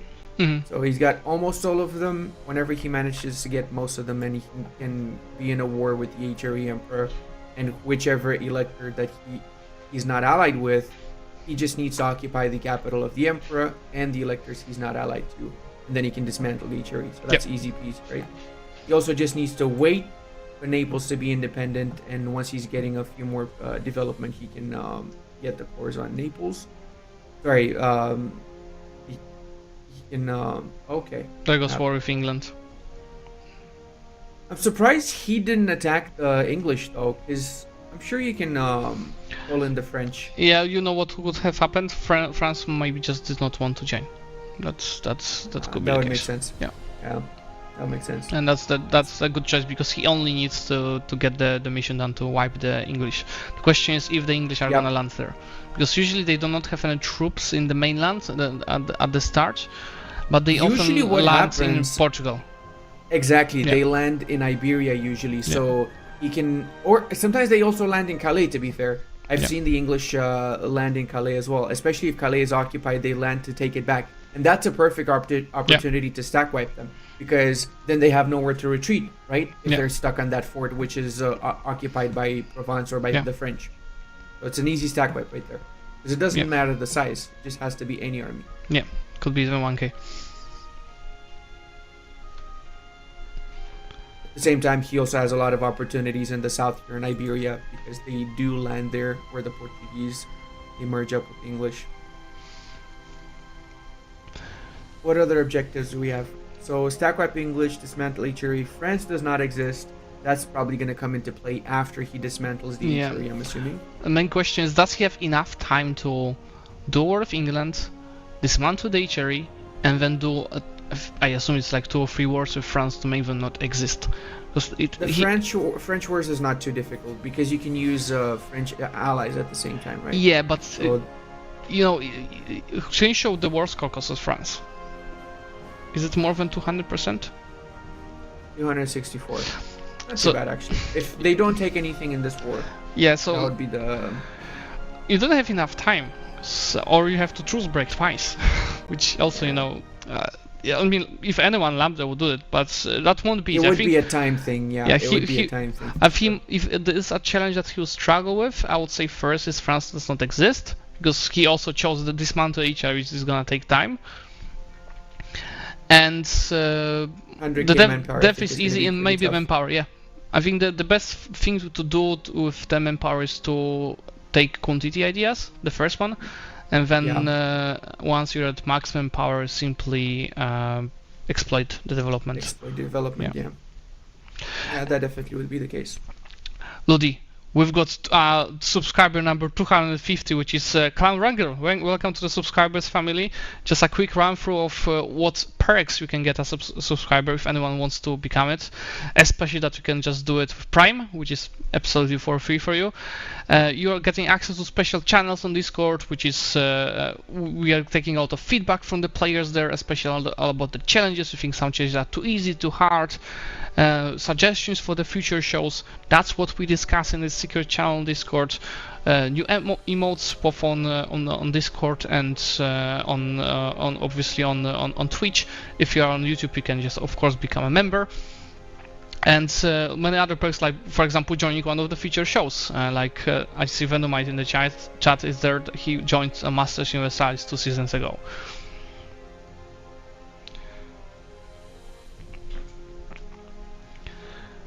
I think it's the right play, guys, to subscribe and follow because, fun fact, everybody that's following and is subscribed right now to Speed 5 gets an extra 5 PP, permanent PP.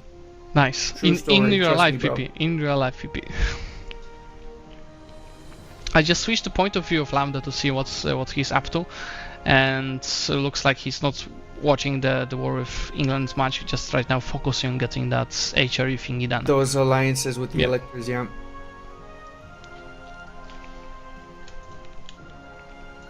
He set Trier as a province as a vital interest, so that's gonna be 20 less once he cancels those. I'm guessing he's gonna cancel those now. Yeah.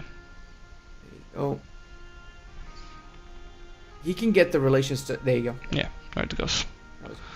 He Can can you- get friendly relations for sure with the Saxons too, and then that basically gives him the alliance. Yeah, can you show your point of view? I'm showing it right now. Does he only need Saxony left, or is there Only anyone Saxony else? left, Only yeah. Saxony. Yeah.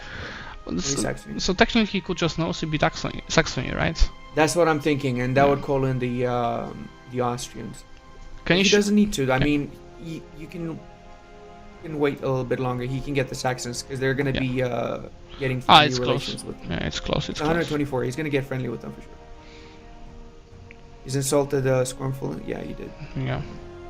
I mean, the alliances of Saxony are not that strong, so worst case, he can just mostly be them. Yeah, true.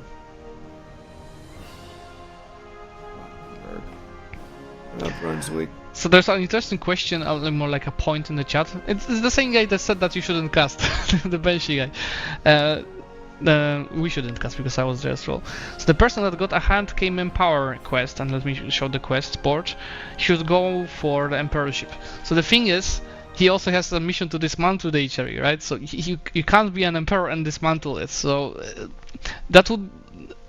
maybe that was a mistake to pick both of the challenges. But I think as he's Provence, which is the biggest nation to choose, he has a big chance of getting this hand came Emperor. Won't be easy, but I think he can do that. Definitely, yeah. Definitely doable. Okay, so now he's at war with the Bretons. He has a conquest of the Bretonnian lands, and that brings in the Burgundians as well. Mm-hmm. And he did not belligerate Burgundy. Assuming that would have called in East Frisia. Oh. So let's switch to my point of view and see what Lambert is doing. You see he obviously got a PO on Ingolstadt, so it's there in place already. And that's very interesting thing because he attacked Salzburg, which was allied to Austria. So he's at war with Austria and Salzburg right now. He hired 1, 2, 3, 4 Merc stacks. So how is his economy now? Oh, why is that happening? Let's see his quests. Why would you attack Austria so early? Do you see a reason to attack Salzburg and Austria? No, don't. We will ask him. I think this war is too tough to talk to him right now. Oh, he got even for morale. It's too tough to stop him. But I'm really curious why. Why? Yeah, me too. Actually, that is very, very interesting. But so somebody chat is saying maybe full gold mine. That could be a case, or. But he didn't co-belligerate the Austrians, did he? He didn't. And he did take Vienna already. Let's see. He might even win that battle because he's outnumbered him. No, he's losing this one. Does he have electors allies? I mean, he doesn't want to dismantle, right? Because he wants to become an elector. Yeah, he has alliance with Bohemia, has Saxony, so actually 3 electors. I don't know what's happening here. Why would that happen? But we'll ask him. I'll let him do this war, and then we're gonna call him and ask like, why would you attack Austria? My only thought that is coming is that he wants to get rid of alliances of Austria, which is Hungary, Aragon, and Munich. Okay. And Munich allied both Poland and Austria. You said he was lucky. Not so much. Yeah. But the Munich is blocking his missions. The one that you mentioned, right? So that yeah. Honestly, considering there were 47 minutes in, I would just restart in his case. Yeah. He's got how many loans already? This is not. Yeah, he is. Yeah, I would very much consider restarting. Yeah, I would seriously consider. Especially that he's about to lose that battle here. Yep. Yeah. That's a very interesting choice of things to do. We should really ask him once we're restart, if he restarts. Yeah. Let's see how he handles this war. In the meantime, I'll go straight to his point of view, and let's see what he's considering here. So 1444. He's losing so many ducats right now that he's probably gonna go bankrupt in a few years, I guess. So he's spending around 300 ducats a year, and he can take another 35 loans, which is it's just like 600, like 600 ducats. So like 2-3 years, and he's done. Yeah. And the rebels just beat Austrian armies in Vienna. And that stack over there with 20,000 units just attritioning to death. Yeah, but he doesn't get anything from Salzburg, so I don't see any other advantages besides separate piecing Austria for something specific. But would you int for separate piecing Austria, right? What's the point, though? There's no point of. I mean, there might be some thought behind this, but yeah, we'll ask him once he's out of this war. It's definitely a very interesting thing. I mean, one good thing is that he killed 35,000 Austrians already, while losing only 18k himself. So he has a good kill death ratio, but there's no challenge about that. Kill-death ratio. I wish we had that as an objective. That would make a difference. Yeah, and he lost Fionn by doing the meantime, so that's unfortunate. The kill-death ratio, yeah, like kill 100k enemies while losing less than 50k. I know Ghibli is watching. You can add it somewhere, right? As a Steel CS challenge. Season, no? Let's go. Yeah, let's go back to your point of view. I'll be observing what's happening in this war. In the meantime, we can check Lambda. Right now, it's basically just war with the Bretons. We managed to push back the Burgundians. The Burgundians did occupy a couple of his provinces over here, though. But his capital is being sieged down, right? Okay. Yeah. So it's a situation that he's currently losing. Yeah, he's got 10,000 pretty much concentrated in the Bretonian province of, how do you pronounce this? Penarbed. Penarbed. Yeah. Can you show the war with England? Were there any battles with England? Yeah, if you click. So there were some battles, but the question is if he wiped anyone. He didn't have any battles that I could see, at least. Yeah, there are 2 battles where I doubt there were wipes. Yeah, they couldn't be wipes. Yeah, so there was no wipes. No. Yeah, it's not happening. Yeah, I guess he's waiting for the the English are not landing in England. Wow. Oh, that's unfortunate. In the north. Wow, that's actually. I don't know why I've ever seen that happen. They always try to land somewhere. Usually, yeah, exactly. Usually they try to take back Calais, or they try and go into Iberia. Is Portugal so in this war? Is Portugal in this war? Oh, maybe that's the reason. Yeah, that's probably the why. reason. Yeah, that's 100% why. Yeah. Unfortunate. Oh wow. Wow. That's why I prefer to attack myself, call in the French if I can. Yeah. Take Maine. I'm just assuming that he couldn't call in the French. Yeah. That RNG essentially. And we've got Lambert restarting. Good decision. Restarting. Okay. Yeah, that's pretty much the last minute to do that. So I'll be restarting my game and we'll go and switch straight to Lambda's point of view. Let's see what he's doing there. So he's taken the province of Penarbed, but his capital has also been occupied by the Burgundians. They've transferred it over to the Brit, right? I'm guessing he's trying to peace out the Burgundians. He will and peace out the Burgundians so he can take out the Bretonian lands. Yeah. How much div does Brittany have? 55. That's actually quite a lot. Hefty amount. And how about his alliance with Saxony? He has not yet gotten the alliance with the Saxons. It's the only one missing still. It's getting there. 70-90. So maybe with the gift eventually could help a little bit. Subsidize, give military access. Yeah. They don't want military access though for now. I mean, he's busy anyway right now with the other wars, so he can take his time. Oh yeah, he's got bigger fish to fry. That's yeah.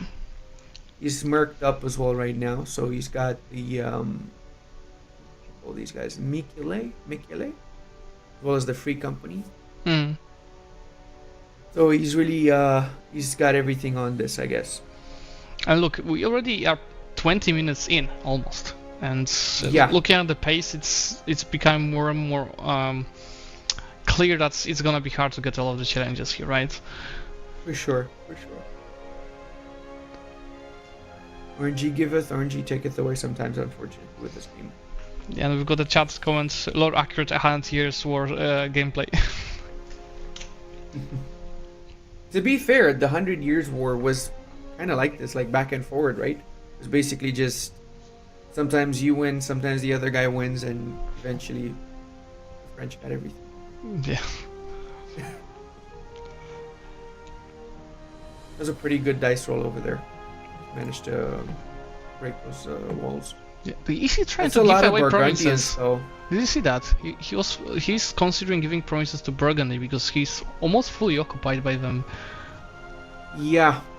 Well, except the south, yeah. Giving the 2 provinces over in the north. I mean, it wouldn't be the end of the world, to be fair. It's not like he needs he kind of needs the development.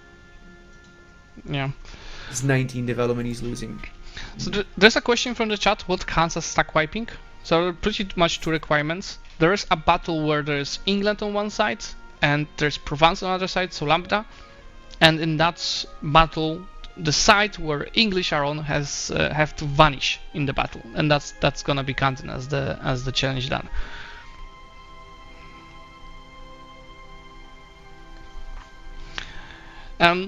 If we go back to my point of view, see that Lambert is back, and he got the even earlier this time. He got it in February 1445. Oh, that's so lucky! Yes, so lucky. So he got one with Ansbach. That's amazing. So he can annex Ansbach as well, and that's gonna give him the what was it? The Salt province. So he has the Salt as one of his trade goods, because that's enough. I think he would be production leader. We can check after, I guess, after he forms Bavaria, he has a production of Salt. Yeah, and Munich alliances are a bit better now because it's just Trent plus guaranteed by that is beautiful. Plus Bohemia, so it's not super easy, but it's definitely better than Austria and Poland like last time. That is super good RNG. Yeah. So you should probably attack him now before they get more allies, in my opinion. Do you see this?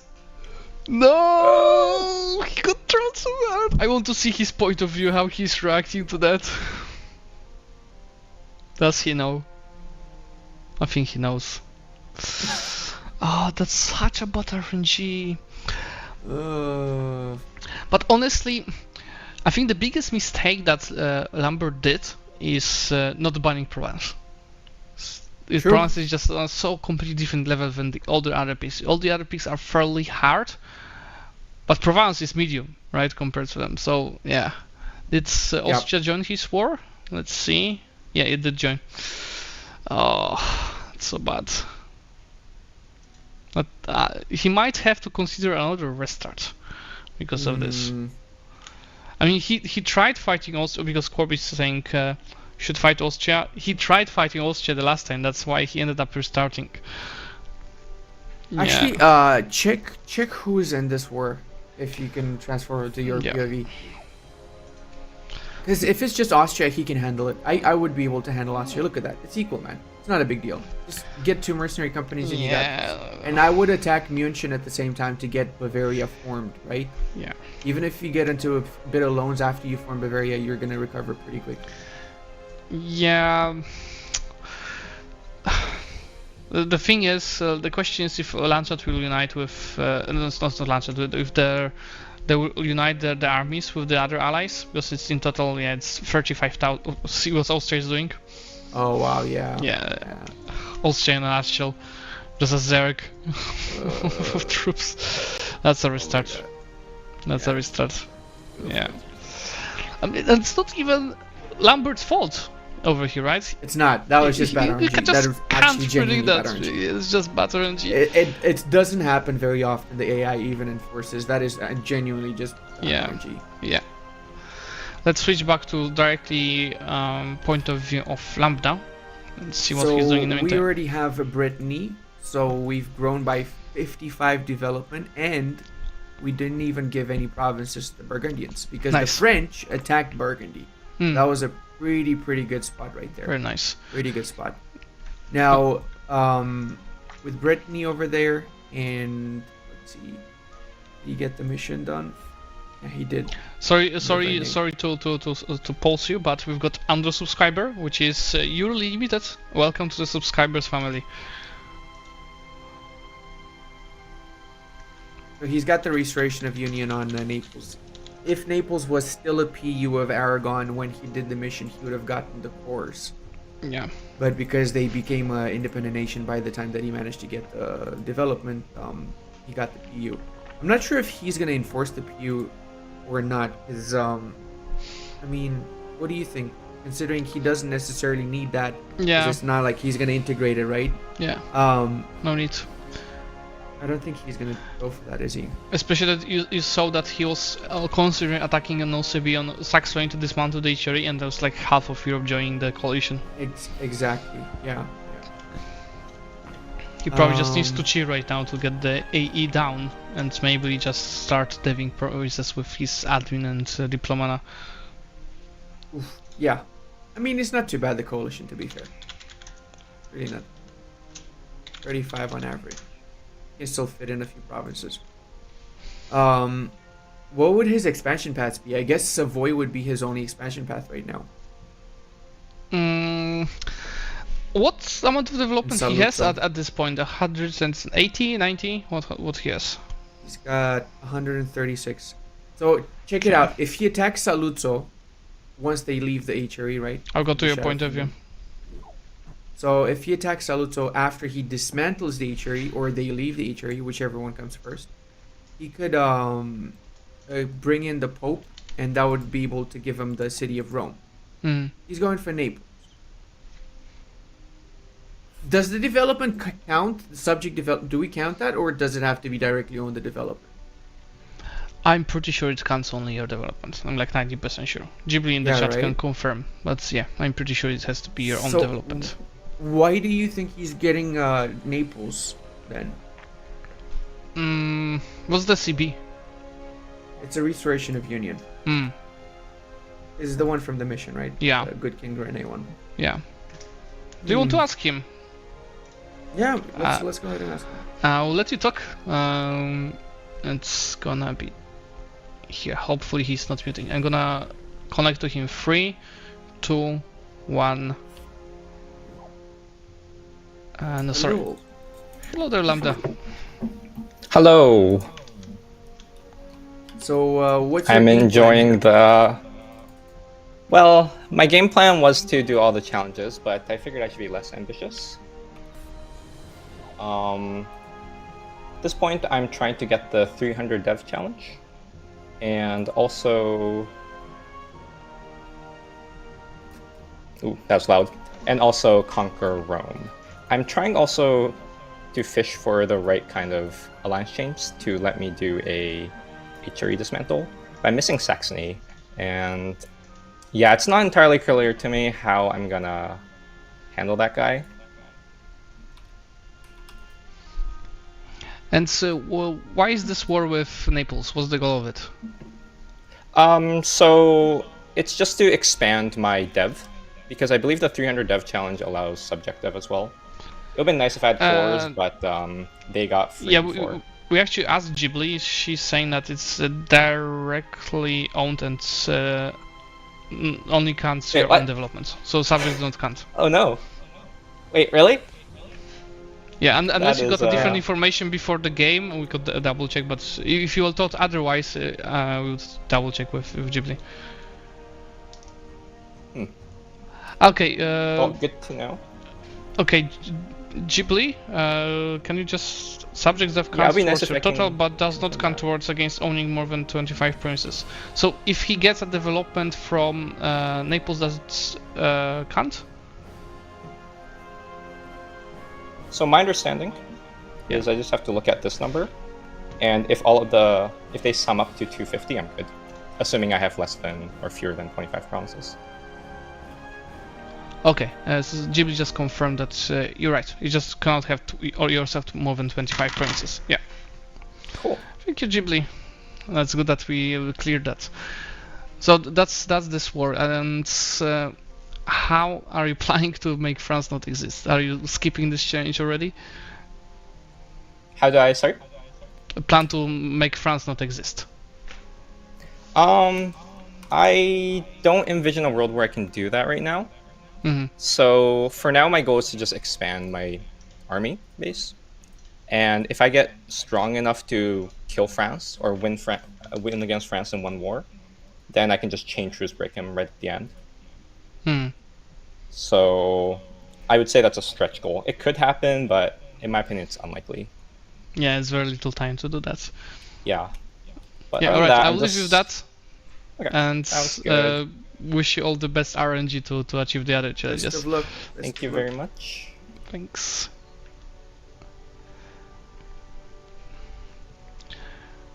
Let's switch back to my point of view because we have the third try from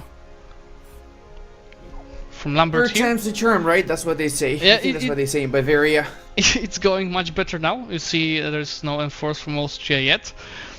Austria does not ally Ingolstadt. How about Munich? Yeah, Munich has only alliance with Bregenz. I think that's the best RNG this is hit so so good. far. This Yeah, is the best one, yeah. but fun thing, he lost his first battle. Do you see this first battle here? Minus 13 war score. He got wiped in the first battle, but then he just hired mercs and he's crushing. And it's fine. He just has 7 loans. It's much better this time. That's much better, yeah. And he's got some good siege progressions over there. -7 already. Yeah. Pretty decent. So he's at war with Augsburg as well, I guess. Also, if he takes out Augsburg, but I'm guessing he's not because it's going to be a little bit too much aggressive expansion early on, he could get those 6 development cloth, right? So that's 1.2 cloth good here. Yeah. From one province. I mean, production in cloth is really tough. Like, there's so much cloth around. Like, Poland has a lot, England has a lot, probably not beatable. Ulm also, it's just everywhere. Insane. Yeah. And he gets a border with Ulm through Ingolstadt. Yep. So let's go, because we're at 30 minutes mark, let's start doing some predictions. Now that's, we've seen what's happening and what's the RNG. How many challenges do you think Lambert is gonna get? So dismantle Cherry for sure. Stack wipe the English. Lambert. We had Lambert. Oh, sorry. Yeah. Producer of 2 trade goods, I still think he can do it, but it is dependent on him unifying Bavaria first. Yeah. Control, develop Ulm's to 50, no chance. Dortmund, Ganja, no chance. 10,000 ducats, no. Become Elector, whilst not starting as one, is doable if he does his mission tree and he attacks Palatinate after unifying Bavaria. That's pretty much all he needs to do, right? Yeah. So it's about how fast he moves. He's got 28 minutes. He's got time. Yeah, He's got good RNG with unifying Bavaria. Yeah. I'm predicting either 1 or 2 points. I think he can do the Electro thanks to the mission. But the rest, because he lost so much time when restarts, I don't think they are doable at this point. But I hope that will be, I will be surprised. I mean, even with 1 point, he'll be not last. He'll be above Montu that got 0 points the last challenge. See, he's attacking the next nation immediately. Which is, he's of course going for Munich. Hopefully, Austria does nothing this time. You very rarely see the button where AI enforces peace on you, but when you do, it's usually either Austria or Ottomans. Yeah, definitely always like that. Yeah.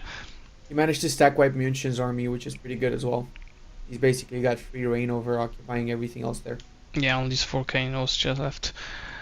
Okay, so we know the predictions for Lambert. How about Lambda? Let's go to his point of view and this. Well, he's still considering the HRU RSC. So now we will less how to call it positive. Oh no, sorry, I have to do that. Look at this is just look at this. Oh no, he's getting enforced by Austria again. Oh. But now he's much more prepared because he's having a lot of troops ready. But I think he's going too far by recruiting all of the mercs available because it's like quick bankruptcy. But let's see how he does this time. Oh boy. Does he have any allies? No. He attacked before getting any. Yeah, it would make. Yeah, if you flip my point of view, see that he's using 50 ducats a month, and he got already almost all of his loans in like a. He's gonna go back less than 2 years. 4 months? Yeah. No, no, he can. This is happening when it's like a year, so yeah, he has around a year. So he can also take 20 loans, but yeah, it's too much. He doesn't need that many real troops. Yeah, that's overkill. Yeah, I mean, I would probably do the same. Just screw Austria. I'm just gonna do everything to win the war with you, and that's gonna be my challenge. But again, as we talked about a bit earlier, it's not even Lambert's fault, but Austria just does not like him. I think somebody in the chat said that maybe the best approach would be to first try getting alliance with Austria and then trying to expand. Yeah, actually, I was wondering why he didn't try and go for the alliance with Austria. That's Yeah. usually the play when you're playing as Bavaria, right? You want to secure Austria so they don't ally any of the other Bavarian nations. That's how you normally play it, right? So Yeah. Yeah, you would need to count for them to not ally too many nations, right? yeah. And then get positive. So even if you don't get the alliance, at least get the royal marriage so you secure the relation slot, and then you get the alliance after. Yeah. At least he got to wipe half of the army, so then down to 11,000, but at what cost? The bankruptcy is around the corner right there. Yeah. Let's go back to why this is happening. I will switch back when somebody will be something will be happening. Let's go back to Lambda's point of view and quests. So, as we were discussing, I'm a bit less positive right now about the amount of the changes he can do. How many do you think he's gonna get?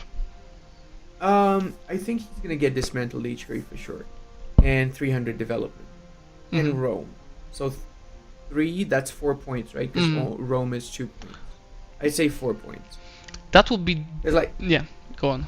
that would be the most optimal. It's most optimistic, right? Because France doesn't exist would take too long. 100k manpower, same. He's not gonna have enough time to get the ideas and stuff though. Yeah. Stack wiping the English is a little bit RNG. Maybe he can still do it if he starts a war with the English and he lets the English land on his lands, right? Yeah. Actually, that's doable to be fair. After he gets Rome, Yeah. if there's time. So The thing is how the RNG of dismounted HRE goes, because what alliances Austria has? How hard this war would be? Oh, he's showing that right now. That was Hungary, Yeah. right? What else? well, right now he's got Hungary, Ferrara, Genoa, Landshut. Speaking of, and Brabant. So that's not that bad, but I Not assume bad he actually. needs, It's he needs mostly French just help. OPMs. He needs Yeah. French help probably. And France would help him actually. So Yeah. I mean, I think the most optimal would be to get 2 challenges and Rome. When you're just 1 point behind Corbett, and it's not even risky, right? So he just Yeah, it's not, dismantles the HRE, he gets to the development, and because it's easy now that Naples counts, and then just get Rome as the last thing because we don't probably have I guess expansion. How much development does he need to get to 300? You probably need to check in the let's great check power right score. now. Yeah, sorry, let's go to your camera. So he's got 206 development. So right that's now, not that close. Including his Yeah, vassal. yeah. That is 206. So he just needs 94 more development. It's not too bad. He could do a quick war against the Aragonese. Oh no! Oh, Aragon's already. Okay, that changed. I mean, he can get from Rome 25 dev, right? And he can attack Saluzzo, which is allied to Rome and apparently the Burgundians now. Yeah, so I mean, it doesn't acquire to core you or anything, so technically he could just prepare the war beforehand and then in the last seconds get all of the lands, not caring about AE. But again, we are just 20 minutes and he still wants to dismantle the HRE. Yeah. So it's gonna be hard. Let's switch Very back to my point of view because the bankruptcy just started, but he managed to piece out Austria. So yeah, now he's down to 2,000 troops. I think it's still GG, but he can at get least the Austria unions. is out. As long as he gets the unions, you know, he can unify after, and he can wait for 5 years for the bankruptcy. It's not so bad. Yeah, I mean he has 10,000 manpower, right? So he builds probably like 7,000, and it will be enough. The question is if he's gonna get wiped before that. I think he will. Yeah, he will.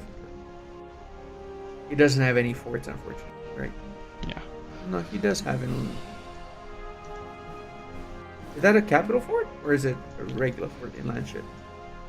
Let me see. I think Regular it's a level 1. Yeah. Well, it's level 3. It's a level 3. yeah. Yeah. I don't know. Maybe a little bit. Yeah, I think it looks like another restart. But the question is, if you restart, can you even get any challenge? No, I don't think he can. I mean, he might be able to. If he restarts now, he could still get, say, I don't think so. Look at these missions. He needs this for the force limit, then this to conquer. I mean, this only 2 missions, and then this. So he needs to also have a really reign in the Palatinate. No, I don't think he can do that. No. The only thing he could do, and that would be very RNG based, is to, I don't know, no CB Siena, I was thinking vassalize that them, vassalize them, take then Rome, take and Rome. you get That's the 2 2 points. points. That's what I was thinking. That's also, as many yeah. as Torrio has. That's the only play he has The left. only thing, yeah. The Yeah. only thing. But Pope usually I has would really good restart the allies. game also just Not to here, get those though. 2 points personally. Yeah. Always again. Yeah. Yeah. I Restart, think go so. for that. That's it. Yeah. Let's go back to Lambda in the meantime.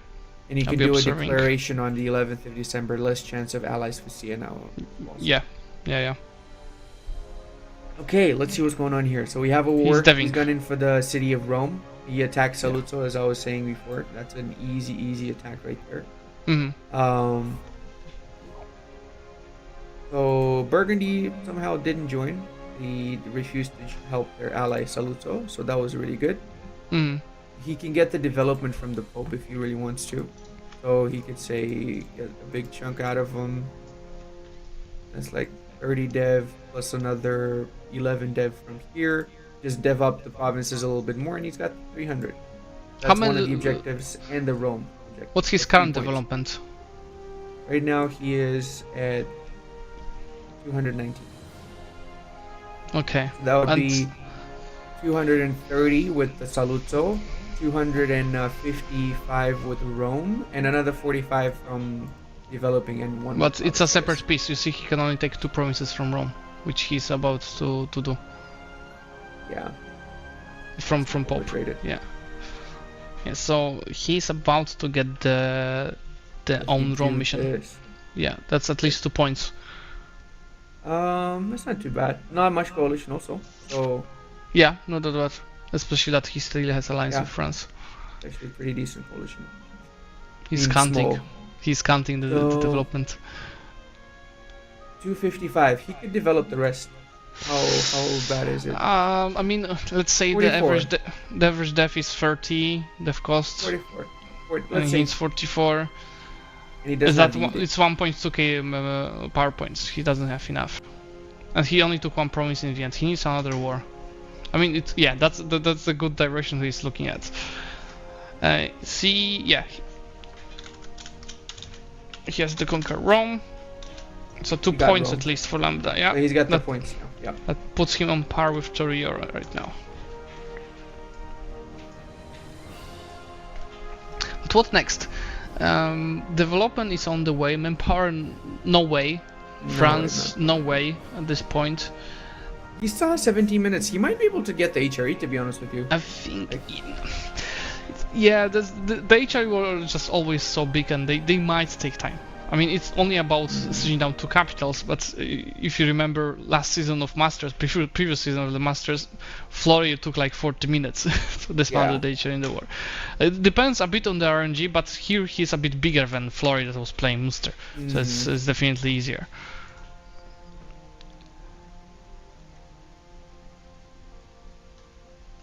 They haven't even changed the alliance sets. That's the thing that sucks, you know, because sometimes you, depending on the alliance set, you could co-belligerate to reach the one you wanted to reach, right? Lambda thought that he got over 300 development, but he's lacking a bit, yeah. 45 to go. Stop with the English, yeah. Yeah, I would focus. The question is, what's gonna be harder, dismantle the HRE or stack wipe the English? Both are gonna take time, right? And RNG. Yeah, I mean, stack wipe the English is probably easier because the English are fighting in Brabant, so the English are gonna be on the mainland now, and the English are not gonna be scared of him if he attacks alone without the French, right?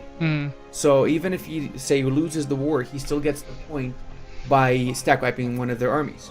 That would be the goal, right? That would be a lot easier than getting the HRE dismantled. Yeah. The chat is saying Especially that Lambda has 300 def, but no, he has 255. Yeah, he doesn't. He's not there. Yeah. 242 now. He dropped. I don't know. Oh, he gave this. Okay.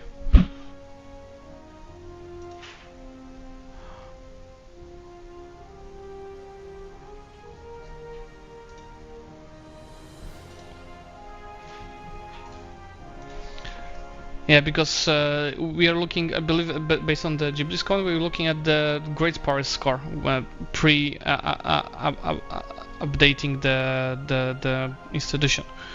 Yeah. So yeah, technically Naples has, together with him, over 300 development, but we're looking at this score there.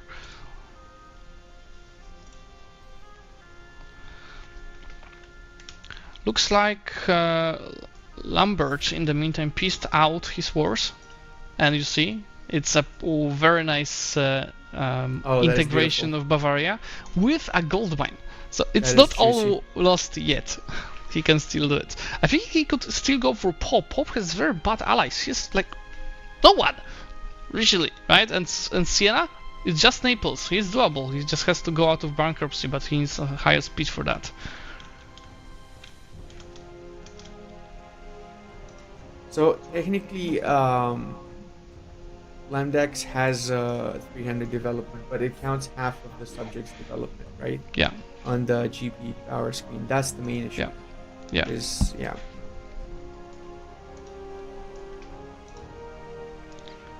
Yeah, He just needs to get in his own provinces or in his subjects' provinces equivalent more.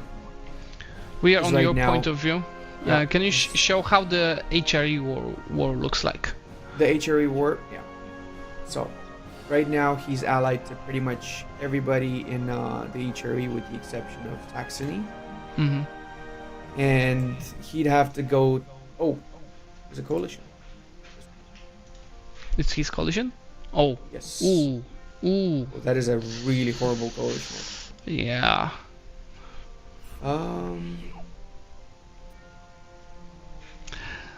So you know, it might have been a better idea to just leave the city of Rome last. Yeah, that's the last one. Especially that in the end he gave it to Naples anyway. True. 30 minutes. I would say there's only one more challenge you can do, or maybe two. Like depends how he approached the developments. There's development, and now either English or the English and the dismantle. 58, yeah. I'd say the English war is the easy, personally. I would just get a claim and attack. Ludi, you're being called out in the chat. Okay. I'm citing. Ludi, you always say there's no such thing as a bad coalition. Wait a second. Provence reconquest of Maine. Oh my god. Oh, wasn't he allied to France? Oh no, he wasn't. He wasn't. I saw the Fog of War. He attacked the French when... I mean, that's the easiest way probably to get this development. Can you, because we are on your point of view, how many troops France has? Hold on a second. He's got Naples and Castile. He managed to get Aragon, Castile nice. On the side. Yes, that that's is nice. good. That's that just is really really nice. good. Yeah. Okay, that is He's good. going for development there. France does not exist, it's rather, I mean... Yeah, that doesn't matter. He's just trying to get the death for sure. I mean, I can tell you what Lambda, I know, would try doing. He would fully occupy France, turn off the forts, take the provinces next to the forts, truce break them, siege down this force immediately, piece them out again, do the same trick again, and fully annex. But I'm not sure he has enough time to do that. That could work, actually. Yeah, he's definitely aiming for that, but I'm not sure if 11 minutes is enough. Yeah. Might have time. 11 minutes. Might have time. Yeah, depends on the sieges. I'll close the quest board, so it's gonna be a bit clearer to see, and I'll go straight to his point of view.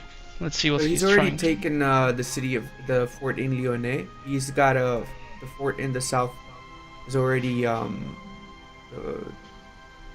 been barraged. It's not been barraged, but it's been broken. And the Castilians are doing most of the heavy lifting, which is really good. Yeah. I mean, the war is going actually really fast. It's super fast, yeah. He's doing the fort in Bourbonnais. What else does he need to take? Châtelet, right? Chartres, right? Paris going down. Most of which getting occupied. This is basically in the bag right there. So he's gonna get the development in the first war. I guess you could also try and do exactly what you said, right? You try and just break apart the French. Maybe give some of those the Spanish. I want to see it. I really want to see it. It could happen. Because that would gonna be a very lovely coalition map mode. Oh yeah. That would be pretty much all of Europe. So there's a quick request from the chat to show the objectives. There you go, I have all the power to show you all of them. So you see that both of the players have no challenges done yet. I mean, Lambda got Rome, which is a still serious challenge for 2 points. So it's like he did 2 challenges. And he's right now aiming to get the 300 development challenge. And we are wondering with Ludi if he's gonna try doing the France does not exist challenge by truce breaking with the 4th stand off, but it's gonna be tough. I think he might though, because he's giving back provinces to Burgundy and to the English. So him giving back those provinces is kind of foretelling, right? A little bit. Yeah. He still needs the 300 dev. Is that going to be enough with Maine and the province in the south? 16 and 13. That's 29. Right? The province in the south, I think, is going to Castile, isn't it? So oh yeah, it is. It's occupied by Castile. Yeah.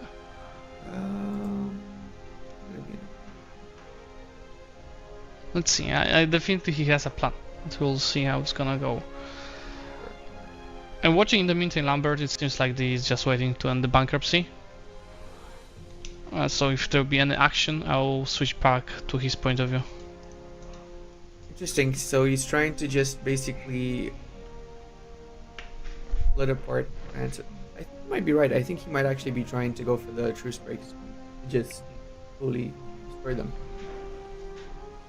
Maybe with the small intermission in between, in which he gets a stack up against the English. You never know. Yeah. Can you check on your point of view where are the English troops? I will go to your point of view now. Yeah. So right now they're busy in Scotland and the northern bits of Ireland. Well, north west of Ireland. Yeah. It's the only 2 they have, right? Yeah, so that will be really hard to get them. I mean, unless you attack alone and let them land, and they would probably land for sure. Yeah, almost a guarantee. So again, it's only 7 minutes. And then it's an easy wipe because they barely ever run towards the ship, right? And or you can just attack the ships to break them from running away. So the wipe would be easy, but you need to get them to land first. For sure, yeah. I'd say that would be a lot easier to do than just truce break again and again, France. Because 7 minutes, it's gonna go down really fast. We were at 11 minutes when we first started talking about it, so yeah, that's just goes to show how fast the time passes. Don't even realize it. And it's even faster when you're a player. Exactly. He's almost got everything. That's the last fort right there in the south. Yeah, there goes the piece. What's the development now? Now it is should be above 300, I guess. 256 with the vassal is above 336. Very nice. So we got that one. Let me scroll. Yeah, just let Ghibli know. Yep. So we've got first challenge, second challenge, we've got the Steel Series. So Lambda is at 3 points now, which puts him 1 point behind Cleo and 2 points behind Corbett. So it's pretty good, and he still has 6 minutes to do another challenge, but what he's gonna aim for, we'll see. I'd say he's gonna aim for the English one, because it's literally no-brainer, right? Like, the English are 100% gonna land. They have to land. Especially if he attacks by himself. He doesn't call in any allies. He's gonna give the false impression to the AI that he's an easy target, right? Yeah.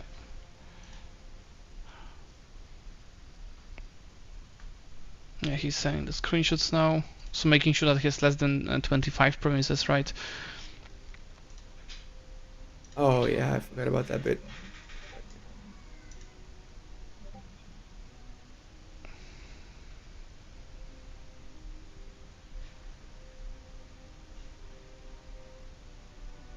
Oh my god. So now he's down to 294 development.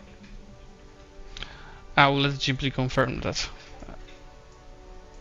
Yeah, I think he needs 6 dev clicks.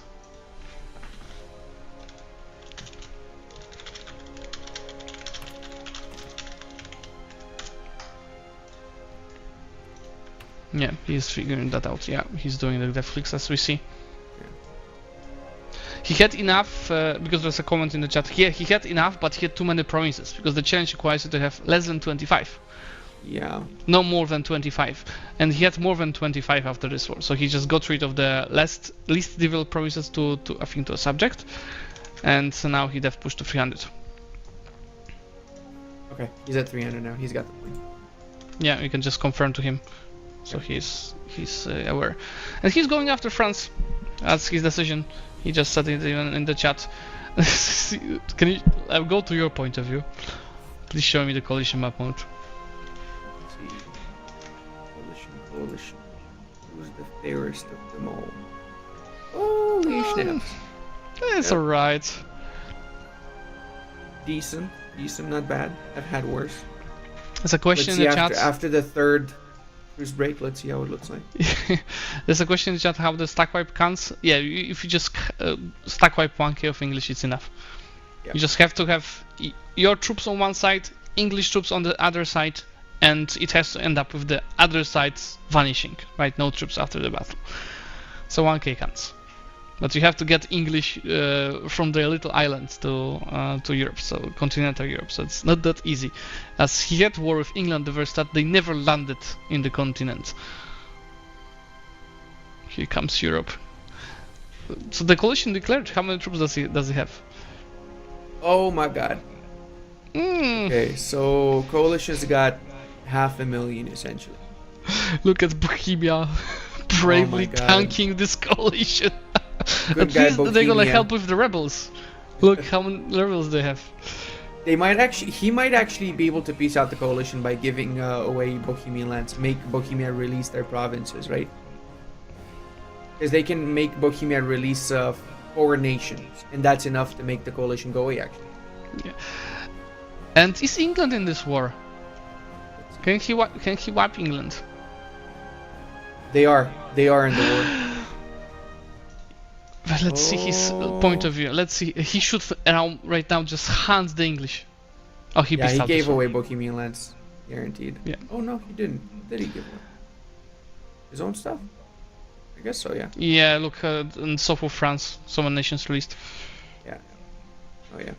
He probably just Enough. lost some subjects. He doesn't have enough time for France. Yeah. It's already just 2 minutes 2 left. minutes. Justify Could've for gone everyone. for the English point, Yeah. in my opinion. He had 7 minutes when the English point was still on the table, I guess. Yeah. It would be still tough. I mean, someone in the chat is saying that it's stupid that it's not like at least 10k, but as you see in this run, it's not that easy to get England on the continents to get them wiped. And honestly, But that is actually a good point, though. Maybe we can put a minimum amount like 5-6k or something. Because if it's just 1k, it's kind of like. I mean, the fact that underwhelming, it's I guess. England, it doesn't make much difference anyway. Sure. If it's 1k or 10k, you anyway need to get them on Europe, and they're not gonna come with 1k stacks because it's not their mainland. Yeah, they land with whatever they have. In this particular case, it doesn't make much difference, and I don't think there's another challenge with wipes included. There's a question really? in the That's chat. the only one? Yeah, from my memory at least. There's a question in the chat about who won the first duel. We will have the summary after this duel as well. But in the first duel, we've got Corbett that won with Clio, 5-4. And we've got Torier that won with Montu, 2-0. And now we have Lambda winning with Lambert 3-0, and I think it's gonna stay that way. Yeah, France is just too big.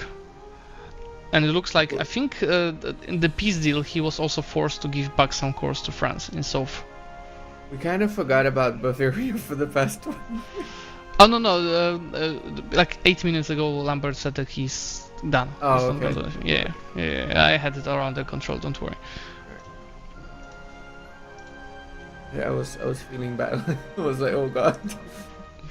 I was thinking of the meme, you know, with the forgotten child in the swimming pool. Yeah, Lambert playing Bavaria at the bottom. I think Lambert just sorry, the Lambda and Lambert both called it. So I get confused also because of the L's. Yeah, it's a lot Lambda. That should be the combined nickname. Let's go back to me and Ludi point of view. Oh boy. We did expect more points, right? But you know, after you think about it and you think how it went for both of them, it's not that easy because it's just so much RNG included. It will go all well if you get good RNG, but also combining some of these challenges is just making it harder. Let's see what Lambda and Lambert want to tell us. Let's get straight to them. Hey guys, congratulations Lambda. I'm sorry Lambert for your RNG. It is what it is. What happens, Lambert? Why did Austria want to kill you so much? Look, the amount of chin is clearly inversely proportional to the good RNG that one gets.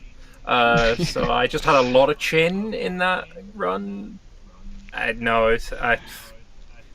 had ideas of attacking Salzburg, but getting a snake all the way down to the coastline through Austria and then going for Rome, and that was going to be... Yeah, it didn't happen. Yeah, we actually wanted to ask you why you do the attack on Salzburg. That makes much more sense. Lambda, how about you? I think RNG was also not much on your side with the HRE alliances and England not even landing on the mainland for you to kill them. Yeah, I'm not too familiar with the game to say how unlucky I was, but definitely the HRE alliance didn't work out. I don't know if you can see my game, but basically what happened was there was just one alliance that I couldn't do, which was Saxony. Yeah, so either I need to pull them in a war, or ally them. I was banking on the alliance because if I need to pull them in a war, I need to know CB. There's no nice CB I could get, and if I know CB as like, oh well, I'm gonna get coalitioned. So I figured I wanted to do either kill France or the dismantle HRE at the very end, when I don't mind if a coalition fires, because I want to do the 300 dev challenge before. Yeah. And then, after that I can just release stuff and lose the coalition. Yeah, I think what saved you a lot was the Rome challenge. So it's not that bad for you because you still have 3 points, which is just 2 behind Corbett. Yeah, the Rome challenge was very generous. I really appreciate whoever I totally did not bribe to have that challenge, but the coastline would have been... Alright guys, same as if in the previous match, you just got your first experience, so I believe it's gonna be much easier for both of you next week on planning and knowing how it works. So thanks for today, and we'll see you next week. Thank you for hosting me. Thank you guys. Nice, Ludi. Let's go and take a look at our leaderboard. So as we discussed just right now, we've got Corbett with almost a clean sweep of all of the points except the vassalizing Karakurilu. He has 5, so all of his challenges done. Cleo with the same run, having 4 points. Lambda just got 3 points right now, and then Torior with 2. Montu and Lambert will be willing and wishing to get their first points on the board next week.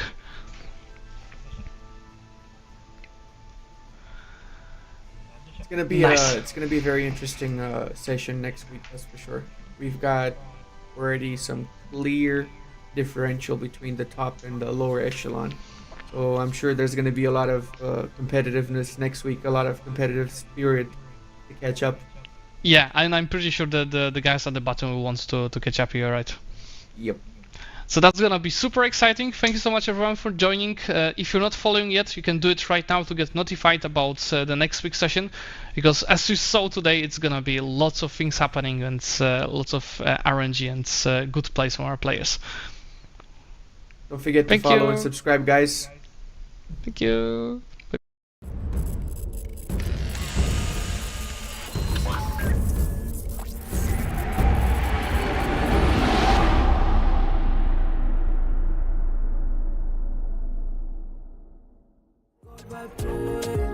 Here's a good vibe, train, train, train, train. Here's a good vibe, train, train, train, train. Here's a good vibe, train, train, train, train. Good vibe, train.